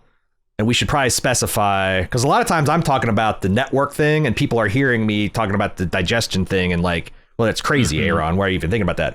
I gotta say, this is the best evidence against it not being a kumbaya, everyone holding hands, because, like, I don't believe that even 1/10 of 1% of the world would think it's a good idea to starve to death to bring yourself back in balance with the planet. That's considered an extreme position that very few people hold. They exist, but they you know what I'm saying? So like the fact that the whole world in 12 days is like, you know what? We could pick apples and we could grow wheat and rice, but we're going to die. It just seems there's no way that was the best argument that went to. But maybe I'm having a hard time putting myself in a pluribus state of mind there. No, I feel you when you define it like that, and I think there's a fourth option here, which might fit the circumstances a little bit better, which is there is a component of this virus that has not only linked the minds of humans so that they can all understand the best arguments for all the good things in life, but it has also tweaked their thinking a little bit. So it hasn't like totally overwritten their software, but what it's done is it said, here is a new imperative for humanity. You must not kill anything. That's like a tweak that's done. So that could be what's happened here. That's interesting. And I the think virus has a singular preference on that one issue. Well, and I think there's proof of this actually too, because in the first episode, if my thesis is right, it's like the kumbaya-ness, togetherness of humanity is what causes the contentment and the happiness. Mm-hmm. Then why did the very first patient zero lab worker have that stupid smile on their face? That to me says that even before they're linked with anyone else, they have had a severe change in their behavioral priorities. So even if the whole world would agree, it's when you get them, they're heavily lubricated with this happy juice. Okay, fifth option. The one we've discussed before. They're connected to a hive mind that's beyond just planet Earth. Somehow. We're going to ignore the physics of it. Pan-galactic network. So they've joined. It's not that they're, an individual with this virus and the one central mind, but they have joined with a much larger intergalactic mind. Is there a way to Obi-Wan Kenobi that? Because I will say that they explicitly said we are not aliens in that first episode. And is that in it? We're not aliens, but if they were connected to actual aliens, could they say the we that is us is not alien? I don't know. That's a good question. Yeah, I don't know how they would view it, because that is definitely an Obi-Wan Kenobi. We are terrestrial beings, but we're connected to a mind. Aliens. We're not aliens. Right. I don't know. No longer fully human, but because it's not just psychic glue. It's psychic glue plus heroin, psychic heroin that just makes you happy about whatever you're doing. I think so. Or the other thing is I wonder if you don't want to believe that it's the connection to humanity that makes them happy. Having a goal in life or a purpose in life that you are sure down from your bones to your balls or your ovaries down into, I think is a source of happiness and contentment. I see that in the best of religious people. I'm a feckless agnostic atheist out here. There is no rules in the world, but I have feelings. And so I'm trying to come up with some kind of meaning on a day-to-day. Whereas if you just no, God is great and we need to love him and magnify his name and tell everybody about him. That's a purpose.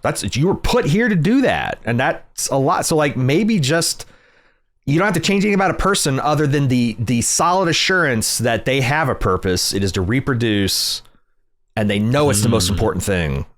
Mm-hmm. It's still coercive though, because that's not what a normal human would think. Right. I think there is a coercive element. I don't think this is just the best of humanity coming through. And in my mind, the one that makes the most sense is option number 4, which is a slight tweak to their programming that says your new biological imperative is to absolutely not take any life whenever you can avoid it, of any kind. And that's the tweak that it does, as well as mentally connecting all of humanity. And then you get the follow-on effects of all the positive things they're doing and working together and happiness and peace and all that. So we got, just to clear, so if we want to start making these terms of art within the community, we got digestion. Okay. We've got unimind or unibrain. You've got distributed networked individual humanity. The unibrain is the one that like just connects all humans, and then it's the general opinion of all humans that overrides any individual opinions, right? Yeah, I guess. Like, what was it? There's the most popular like, opinion or the strongest argument for anything wins in that scenario, right? I think that's a network one where people are just reasoning and you're winning. Okay. Because it's like, so like, let's say that like you, me, and another friend of ours are driving out. We're trying to decide where we're going to go to dinner that night. And me and my friend, our friends want pizza and you want tacos. Mm-hmm. In real life, that is a situation that gets resolved all the time. Like, Jim can either say, I can't, I'm allergic to pizzas. And then we're like, oh, well, okay, we'll eat tacos. We don't hate tacos. Or he'll say, I kind of want it. Tacos sounded good, but, pizza, whatever. I'll go along to get along. You wouldn't describe that interaction as like Jim was run roughshod or Jim's individuality destroyed the group.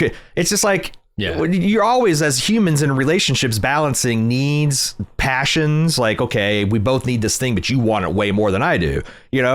Like it could be like that, or it could be that you, me, and the buddy getting in is just an appendage of another brain above us. I think that's the difference between the distributed humanities, the first example. We're all just trying to decide where to go to dinner, and the unimind is like an individual telling its fingers where you're going to go to dinner and put food in your mouth.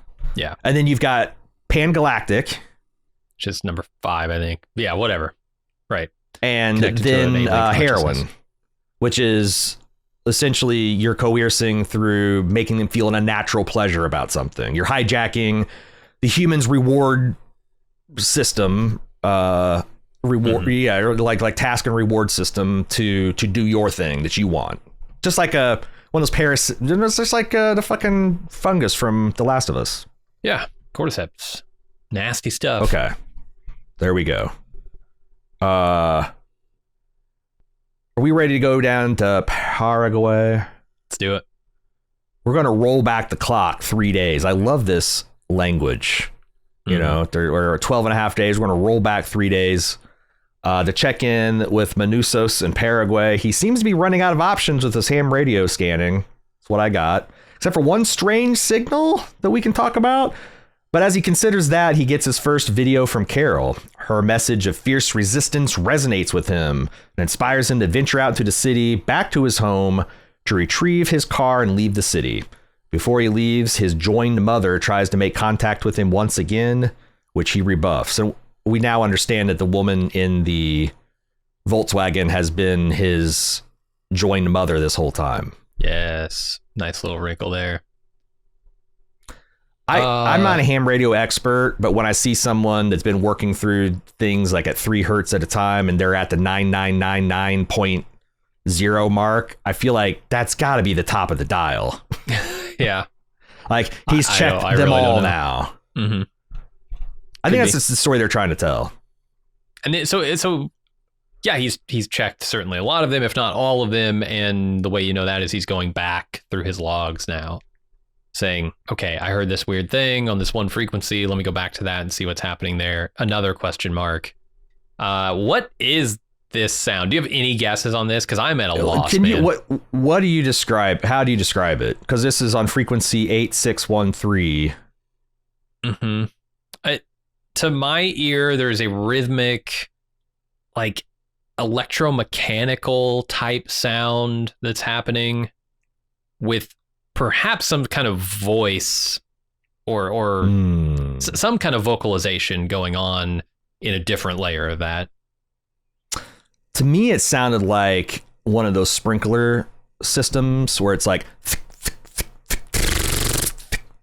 Sure. But I noticed because I slowed it down. I was counting how many to the...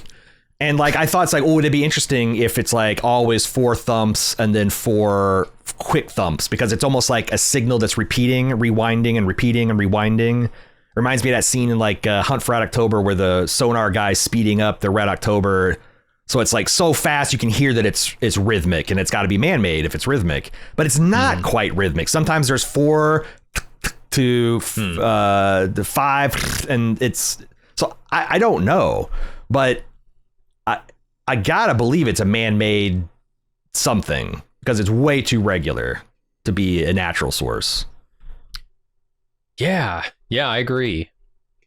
I have no idea what this could be, because as best I can tell, damage is done. They don't need radio signals to infect anybody anymore. It's not. Unless unless the psychic glue transmits on because it's got to be something. Sure.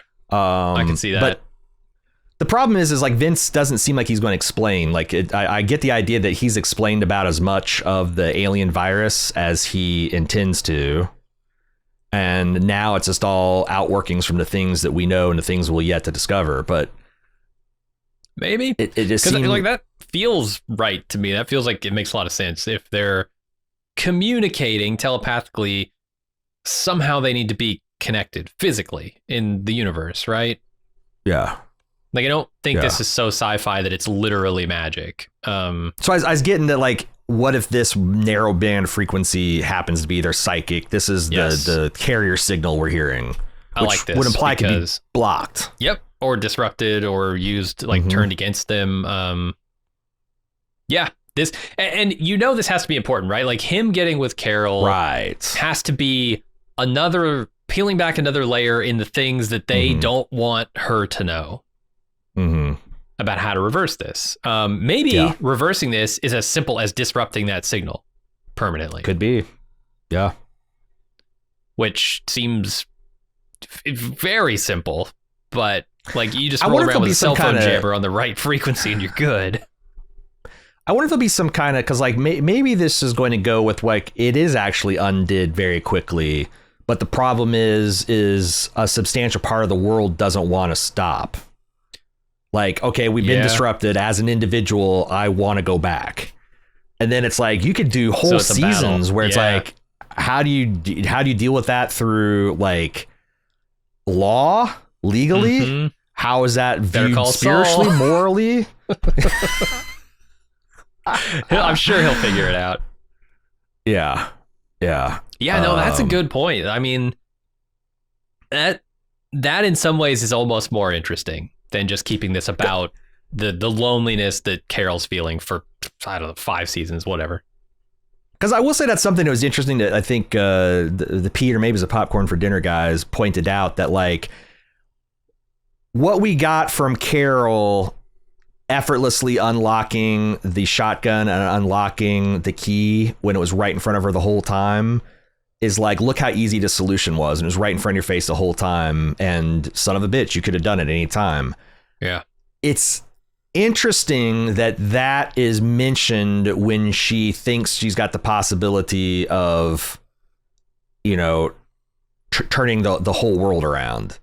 Like, is it something like this frequency that you could jam by just stopping by Radio Shack? Or getting a unlicensed baby monitor, and you could just make a bubble of no pluribus around you that you could move around. And that's what I'm saying. Like, it would be interesting to take this into the real world, so you have real factions. You know, like, is it different? Like are Americans like very reluctant to accept it, but like other people in other parts of the planet aren't? Like, anybody who eats a sandwich with a knife and fork doesn't want any part of this. But if you're also, how do normal humans compete with like, say we wanted to share the planet peacefully? How do we compete with them? Yeah. They have superpowers. They have the combined sum total of all human knowledge, and we're just limited by whatever we can learn in a 70, 80, 90-year lifetime. Like, and do you go to war with that? And how does a species, I would in this not case, want to go to war with a Unimind. Not any Unimind, though. I would happily go to war with this Unimind because they seem incapable of defending themselves. They cannot harm you. That is interesting because, like, you know, it's another thing I think we talked about that they mentioned that they accelerated their program to avoid more bloodshed, which I thought implied that the military had started to shed blood. And maybe the Unimind, well, I'm calling it Unimind, maybe the Pluribus knows it can't win a straight up fight. Yeah. So the only thing it could do is step on the pedal with its biological imperative. So Carol might just be able with like a shotgun and unlimited ammo. And if she wanted to spend the rest of her life, she just might Save the world one shotgun shell at a time. Maybe, but I also think that shows that they're not being totally upfront about the nature of themselves either, because like they knew that accelerating their plans, they say this, accelerating the plans caused unnecessary bloodshed but less than a stand-up fight against them and humanity. Right. And they only did it because it's a biological imperative of them to subsume all of humanity with their own virus thing. So that's the go ahead. So if you were trying to exterminate them, they would have a biological imperative, I think, to fight back in some way. I mean, like, yeah, most life forms do, right? Like that's one of the definitions of life, is that moves away from noxious stimulus and moves toward, like, it's, you know, it's responsive to its environment. So if the environment is like inimical to you, yeah, you'd have to defend yourself, or what? Yeah. But it could be they're very fragile. Like they can only win under certain circumstances, and outside of those, they're weak and help. But I was just saying, like, we need to come up with like a hierarchy, like, you know, like the whatever hierarchy of needs, where it's like they have their biological imperative, and that's something that trumps everything. Yep. Then they have their core principles, like respecting autonomy and life. Obviously, the imperative can trump that. Then they have what their preferences are. And I have a feeling that we have more than a few in mentally thinking they're at one level and they're actually at another. I bet. Yeah, that'd be interesting to see what they do with those. But Menuno's here. I think it's going to be super interesting when they get together, because what would you say his reaction to hearing her tape was? Excitement, hope. Yeah. Almost like, oh my God, there's someone out there who's still like me and also has some information that I might be able to use to fight back. Yeah. I mean, he didn't come out and smile, but he looked alert, and he looked like a dog that's got the scent of his prey. You know, like it's like, oh, I smell that rabbit. I finally know where I'm going and what I'm doing. And I think that her demeanor, that like the fact that it's so off-putting to everybody else, I think is a mark in his, because she seems like she's in charge. She's unafraid. She is talking unambiguously about, we're not going down. We're not going gently, and we're not going quietly and gently into that night. And I think it's good that he left after her first tape, because her second one is a little bit more unhinged. Depending. She did re-record it, but I can't imagine it got much better. Yeah, and also the fact that she's got so much more information than he did. He doesn't know nothing about these people. Yep. So like, this is a win for him, and he's inspired to leave a storage facility, make it across the city, go to his apartment, and get a bunch of stuff.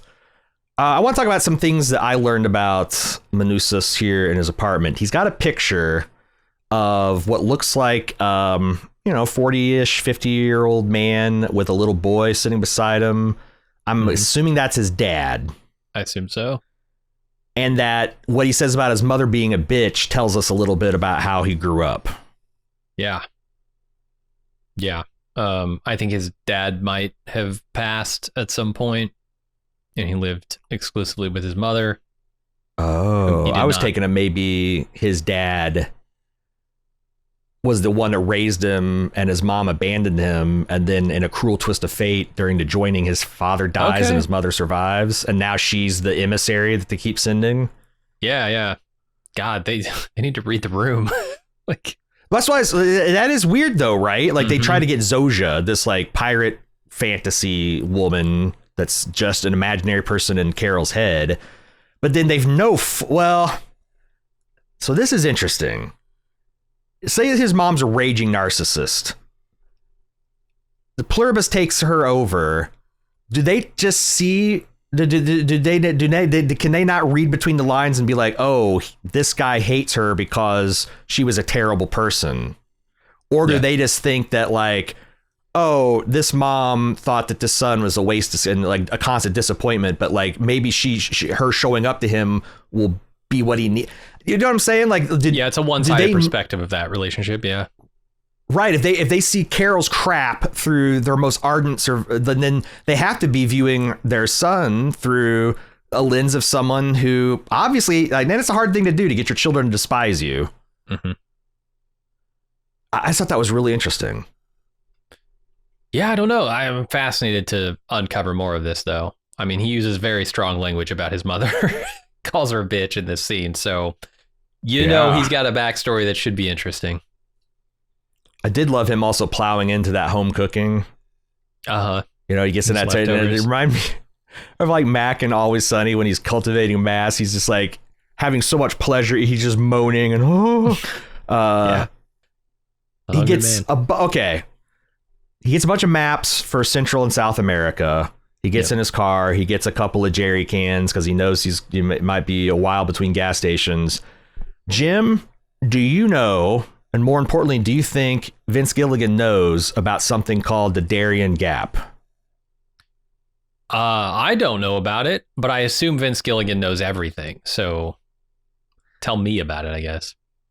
There is a Pan-American highway that runs from the tippy top of North America down to the tippy tip of South America. This is broken by about 75 miles by what's known as the Darien Gap, which is a combination 30-40 miles of swamp with 30-40 miles of vertiginous mountain ranges that go from sea level to 6,000 feet and back. It's legendarily tough. It's got dangerous animals that are capable of killing people. It's got diseases, rare tropical diseases you don't see in the civilized world very often. Since it's hard to get to, it's lawless. Like the only people going through there are like human traffickers and what? And I bet the loot is fantastic. What kind of video game is this part of the world, man? Every time I find out, because I first heard about this when I was watching Ewan McGregor. He did this thing where he drove around the world. It's called The Long Way Around. Yeah. And they talked about the Darien Gap, and they had to like take a ferry around it. But I was like, my mind couldn't process that we live in 2025. And there's a narrow stretch of 70 miles on the Panama Isthmus that is just conquered humanity. Yeah, so like that's baffling. So much trade happens between North and South America that they're content to just load it on the boats and do rather than just build a fucking highway. That's got to be some fucking gap, is what I'm saying. And I just don't, because like, to me, since I do know about that, I'm just not going to believe that a guy's going to be able to drive, especially this car. This is like a 40-year-old classic MGB. It's beautiful. It's beautiful. Barely made it out of the garage. There's no way that's going to cross the Darien Gap. But I don't know how many people know about that and whether that's like. I mean, you could probably powerboat past it in like an hour, right? So, or 2 hours maybe. It'd be like someone like in fiction looking at a map of like China and Asia and be like, oh, my hero's going to walk from Tibet to Beijing. Yeah. Across the fucking Himalayas he is? Really? Like, but everyone knows about the Himalayas. I don't know how many people know about the Darien Gap. So. All right. We'll keep an eye on it. I'm sure Gilligan knows. I'm thinking that's going to be the thing where he finally has to ask for help. Like he's going to literally, the highway's going to end. He's going to try to get in there and he's going to just be utterly defeated, maybe even severely hurt. And they're going to go in after. I don't know. I think that he does know about it and it's going to be an insurmountable gap that Manusos doesn't know about. Mm-hmm. A lot of others, because like this is like an anti-zombie apocalypse. I love the fact that he gets a machete. That's so zombie coded. Love it. Gets some clothes, a radio, like you said, an atlas. He's get this English lesson box set here of tapes, so he's gonna be learning English on the way. Did you notice that this was like a learn in your dream? It's because I translate. It's like I forget it was called like Dream Voyage, Learn English in Your Sleep. This program. So I'm guessing that's going to explain why he turns up in 2 weeks and he can speak enough English to get by. Yeah. And it seems like he's already a little bit English inclined because he Why do you think seems to understand Carol's tape well enough. No, well, I thought that too. And then the second watch, I forgot they subtitled everything. when he says 12, it's actually showing the Spanish for 12 on the subtitles. Oh, really? Okay. On her tape, not on the thing that we're watching, on the tape that she's watching. Because she didn't to translate it. I was just watching her. Yeah, you're right. She no, I missed it the first time. The second time, because I'm like, he must know a little bit. Plus the tapes, no problem. But like, no. All right. Still, that's exactly what's going to happen. He's going to be, broken English, but enough to speak. Yes. And then his battery dies because it seems like that car's been driven in a while. The layer of dust that comes off of it. Mm-hmm. And then if you don't know, he's essentially push starting down a hill. You can do that with a manual transmission. More than one way to get an engine spinning, it turns out. And then I think we already talked about the mother. Is there anything else? Did you have any marrow that you found in the cracked bones of the scene that you want to suck out, or? I don't think so. I mean, he's got a nice mechanical pencil. No pencil plebe. But other than that, no, we're good. I did love how his mom's filmed like a horror movie monster. Yeah. Like when she shows up and it's like, hello, son. And you pan over and she's just this inky black shadow standing in between like two lights. It was really eerie. And the way she like steps into the light. And what would you say that the reaction to his pluribide mother was to him calling her a bitch? Did you feel like her smile curdled just a little bit? I mean, that would make sense. I don't know. Yeah. I didn't catch it. I was more focused on his harsh language. Yeah. I guess but then that's the other thing is like it's like hostile language and vicious, but it didn't trigger a worldwide seizure. Yeah. He's got a long way to go. I kind of thinking that's Carol. What they were going for, that he was going to she was going to fly and he's going to take off and not know, because he doesn't know that this just happened around the whole world. But apparently calling your mom a bitch is not as violent as shoving someone away just trying to help you pick up yourself from the ground and saying the fuck word. But I will say the Pluribus seems unfazed, not scared in any way of him connecting with Carol. They're actually helping him. They're turning the lights on. They're kind of guiding him to where they know he wants to go. Well, do they know that's what he's doing? How would they? Yeah. I guess it's like he gets the tape and then he takes off 30 minutes later. Yeah. Yeah. I mean, they could maybe guess, but you're right. I mean, maybe they're just going to turn lights on wherever he is, but that is one thing that they showed, that they are monitoring him, because he gets, walking down the dark streets and then suddenly the city lights turn on, which justifiably freak him out. Mm-hmm. But that's about it. All right. Yeah. That's human-derived protein, everybody. And the French version of The Doors' People Are Strange, Play Us Out. Enjoyed that. That's going to be our episode discussion for this week. If you'd like to send us feedback, you can do so at pluribus@baldmove.com. We'd also love to have your support. Christmas is raging here in Bald Move. We got a whole bunch of fun live watches, exclusive Christmas podcasts, festive Christmas lunches going on this month. It's a great time to join. There's going to be a lot of fun content in the beginning of the year. Night of Seven Kingdoms, The Pit. I'm leaving something out. I always do. Fallout Season 2. Fallout Season 2. We'll still be around and help us keep making podcasts. Get some nice things for yourself. Ad-free feed. Support.baldmove.com to find out all the ways you can support us. Jim, I can't imagine anyone bothered to send feedback. Of course not. That's not something we do here at Bald Move. Feedback. No one's ever sent us a message. Actually, I have like 7 pages of feedback. We're going to get to some of it here because it's a long podcast. We're already stretching 2 hours. It's a long one, but we wanted to do something, and we'll probably have another episode out later this week to delve into the rest of it. And maybe get everybody's feedback on this episode, which would be nice. But we're going to start off with Scott, who says, Hive Mind Helen, Schrodinger's Helen, which is better? I just like saying those. I sent the email about praying away the individuality, but I got to thinking part of Carol's rage also has to stem from the fact that she just lost her wife. It's tough when everyone knows your business and everyone really knows her business. Also, how could Carol properly mourn when her wife is kind of a Schrodinger's Helen, not necessarily alive or dead, depending on your point of view? Here's a what if for you. What if Helen's body survived being joined? I think the dynamics of the show would be different because Carol would still fucking hate it and want hive mind Helen freed from the cultist clutches, but that's still a show I would watch.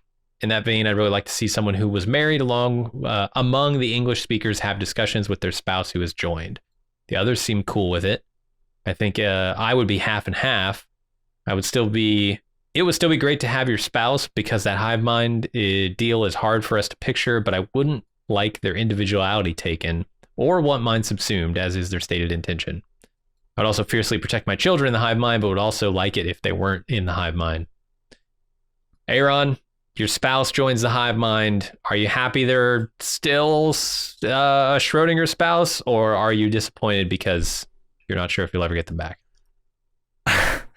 I will say that this get into something I think is important, which is, if Helen didn't die, I think Carol would have a massively different reaction to it. Like having your wife part of the collective and sitting there like with her smile and her voice and the details she knows about you, explaining how wonderful. It's got to be a better introduction than the invasion causing your wife to die. You know? So I think that is a big thing to get over. And I don't think a lot of people have given Carol enough credit of like what a big stopper that would be. Just like a big mental fuck you guys, fuck these people. Cause like, no matter how inclined to suspicion you were, if you're like literally your life partner comes and has this happen to him, it's like it seems like it'd be a really extreme reaction to be like, oh, you Borg queen, get the fuck out of here, you know? Yeah, I mean, you'd have to be really hopeless for that, because like my first reaction would be like, they're still in there somewhere. There's hope that they can be unjoined, and it would be even more urgent for me to try and figure out how to undo all this. Yeah, and I think that's like, because like look at an Alzheimer's patient. That's a terrible thing to go through, and it's a terrible thing to support. But most people do it. Like you don't just like abandon your mom or dad or your brother or sister at the nearest nursing home when you first find out. Like, oh God, get it, because and it's unmistakably not the person they were anymore. But you still love them, and you don't want them to have bed sores and sit in rot. So it's like I feel like that's. Helen Borgified would be easier to deal with than a person with full-blown complete onset Alzheimer's. So it's like, I think there would be lots of conversations, and she had found all this stuff that she's been doing by sleuth. She had just been told. You think she would still try to like drug Helen? If Helen was the Avatar, you think she'd do the things that she's done to Zosha to Helen? Because I don't think so. Why would you, when you could just pick any random other person and have just as much luck? True. It would make Carol look a little bit more unhinged if she could drug her. Helen.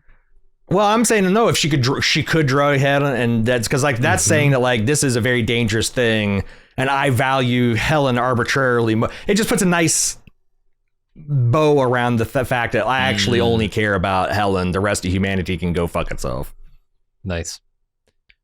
All right, let's go with Chris Moneymaker. Says, so far I'm enjoying Pluribus and your coverage as always.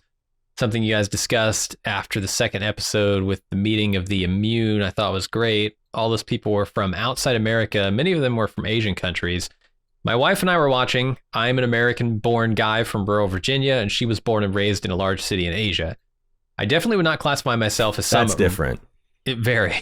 Not classify myself as some rugged individualist by any means, but sometimes that old Appalachian DNA comes out. This happened in episode 4. I don't think you can come out of Hills Appalachian and not be somewhat ruggedly individual. Yeah, you can take the man out of Appalachia. It'd be like walking off a commune and suddenly just becoming a hyper-capitalist libertarian. It's like that. That's a swing, but I'll go with it. So this happened in episode 4, the opening scene with a gentleman from Paraguay. Immediately I said, oh, hell yeah, this is my kind of guy. My wife was like, really? I'd be out there asking them hundreds of questions, getting to see what they're about.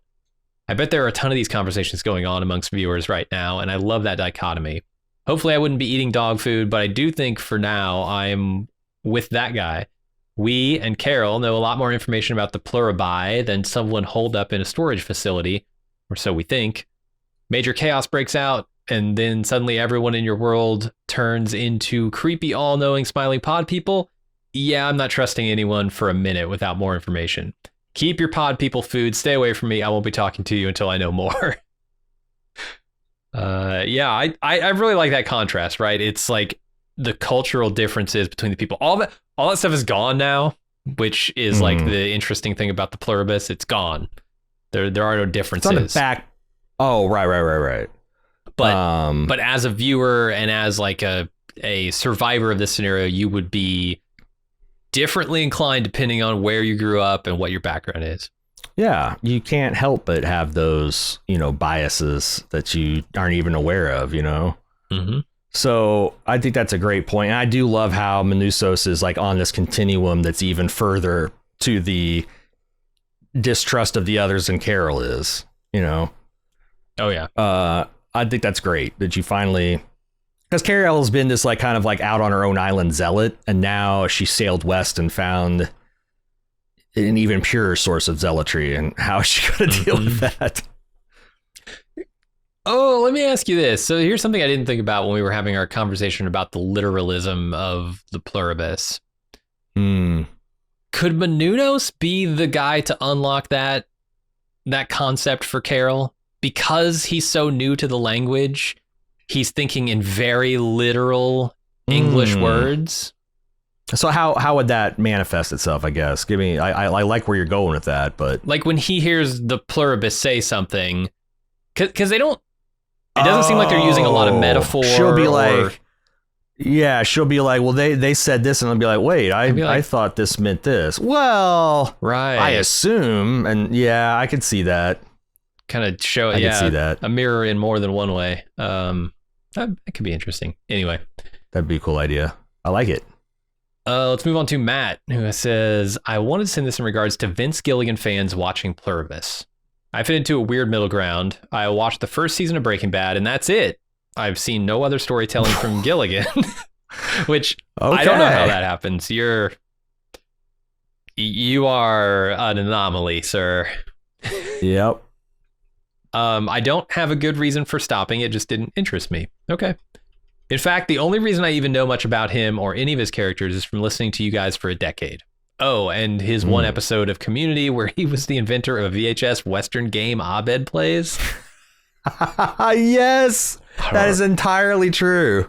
Nice. You're like one of those thing where it's like you pause, you like stop the game and you play, you do it, and Vince Gilligan comes in there and hey, partner. Yeah. Oh, and Talitha, who's even a bigger Community fan than I am, just said he's also in season 3 as a fake therapist. Oh. Vince Gilligan and Dan Harmon should team up to make the world's most dark, ridiculous show ever. Oh my God. Yeah. I can imagine.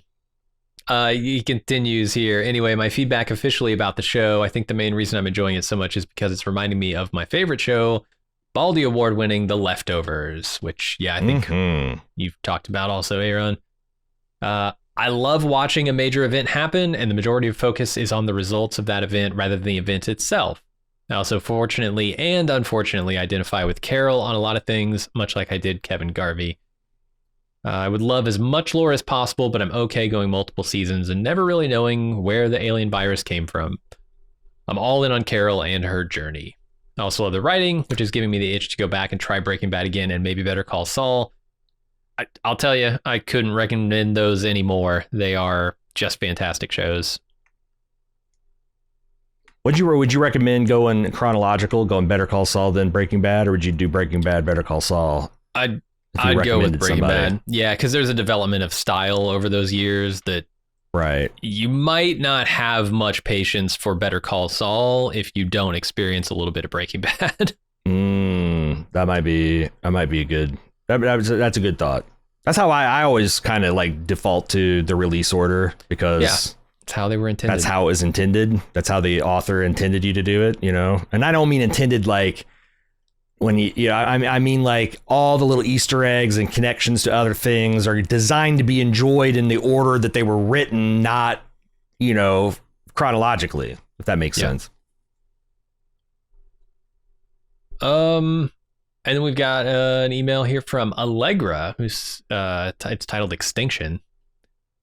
Says, forgive me if this isn't a fully formed thought or line of reasoning. Perhaps you both can make something of it. What if the Pluribus in-game results passively but purposefully in the extinction of the human race?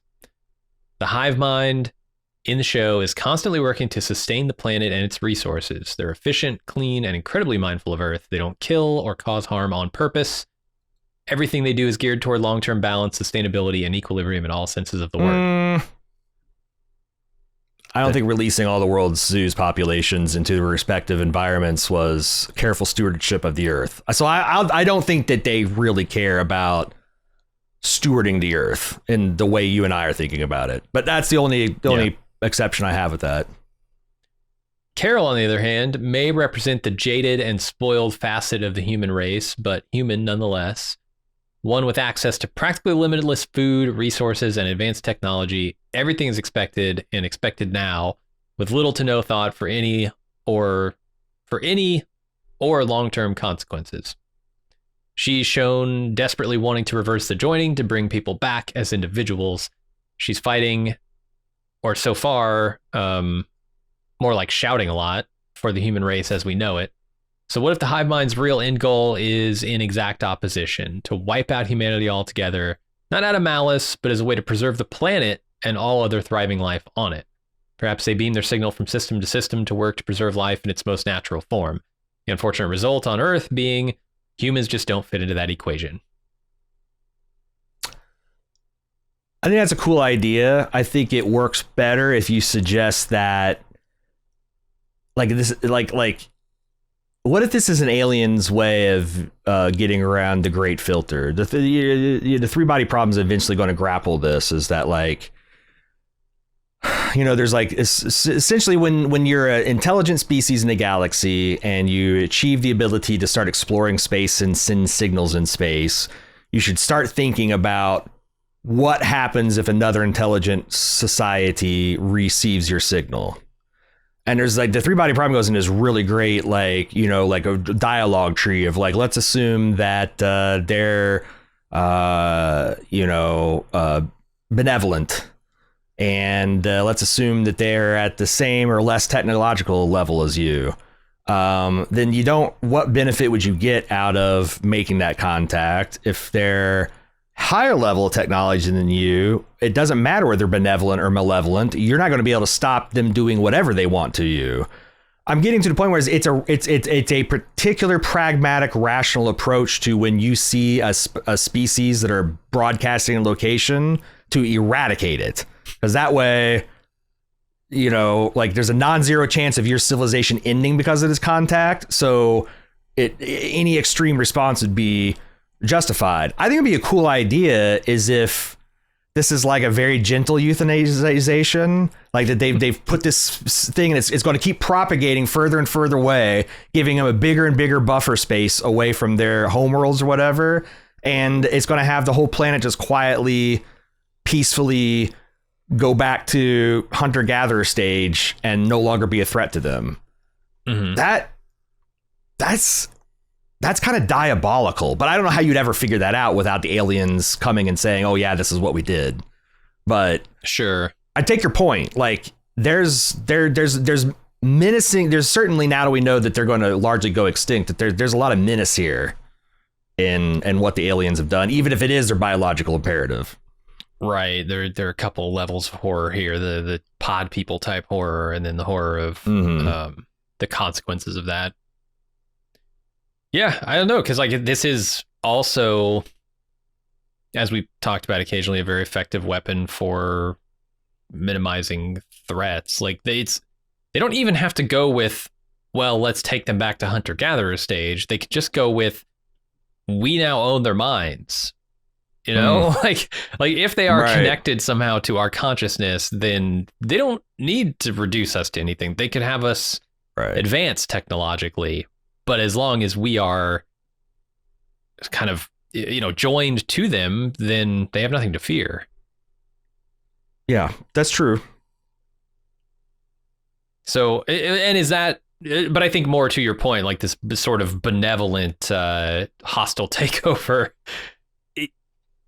is that better than having, you know, a species come in with guns and blow your planet up and destroy your entire species? In the ends, no. Right. But in the means, yes. Like, and I could see a species as relatively, like, they're on the, like, reluctant side of the dark forest theory, where it's like, you know, it's a non-zero chance for society going to crap, and they could be fucking Klingons with world-ending weaponry, you know?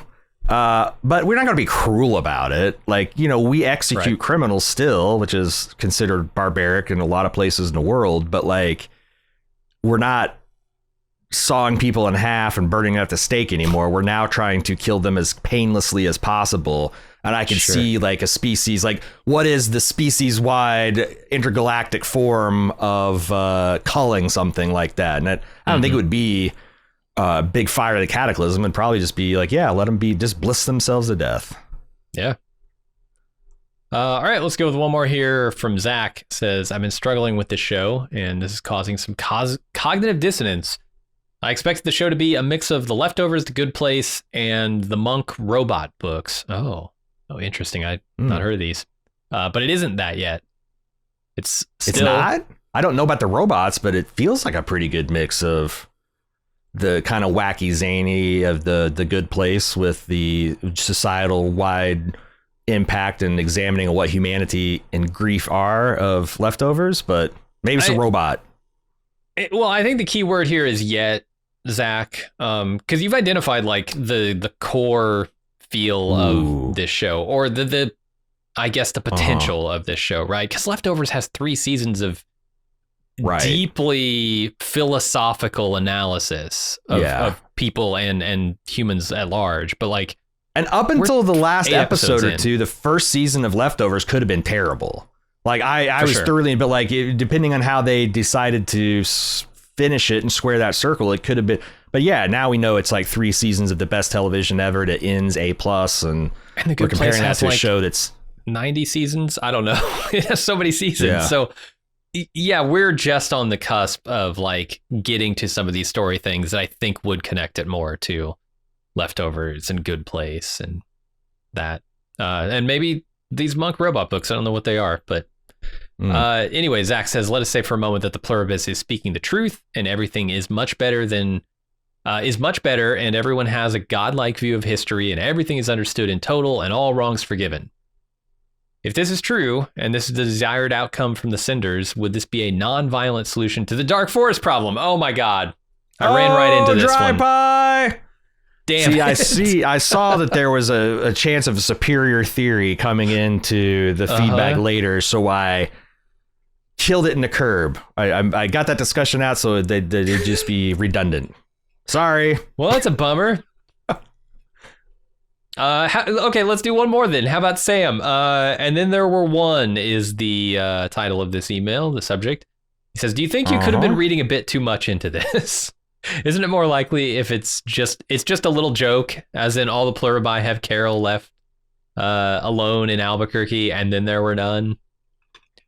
I think I take offense to the idea that we could possibly read too much into anything. And I might think if you go back and listen to our Breaking Bad feedback coverage, you would understand that we never go off the rails. No. Navel gazing and philosophizing with our analysis.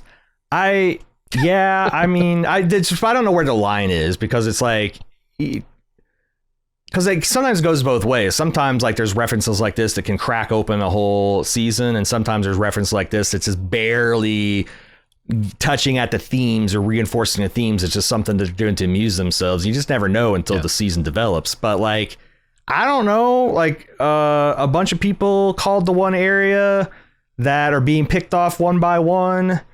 It feels flavorful, but Yeah. whether it means anything or whether it means it's going to be Carol just all alone at the end. And again, if you take the book literally, it's not good for Carol, but who knows? This show, I don't think the show has even showed a tenth of what is under the surface in terms of iceberg terms so far. Agreed. And sometimes yellow is just yellow, but sometimes yellow means a whole hell of a lot in Breaking Bad. Yeah. All right. I think it's going to be it. All right. Thank you for all the feedback. Again, if you'd like to get in touch with us, Pluribus at baldmove.com. And if you'd like to support us, if you enjoy this podcast, you want to see us do more of it, and you want more content for yourself and ad-free feeds, less ads, more content, support.baldmove.com. We'd appreciate it. That's going to do it for this week at Pluribus. Hope you guys all stay safe. Don't try to cross the Darien Gap before next week, and we'll see you with the new episode. Until then, I'm your host, Aaron. And I'm Jim. Bye.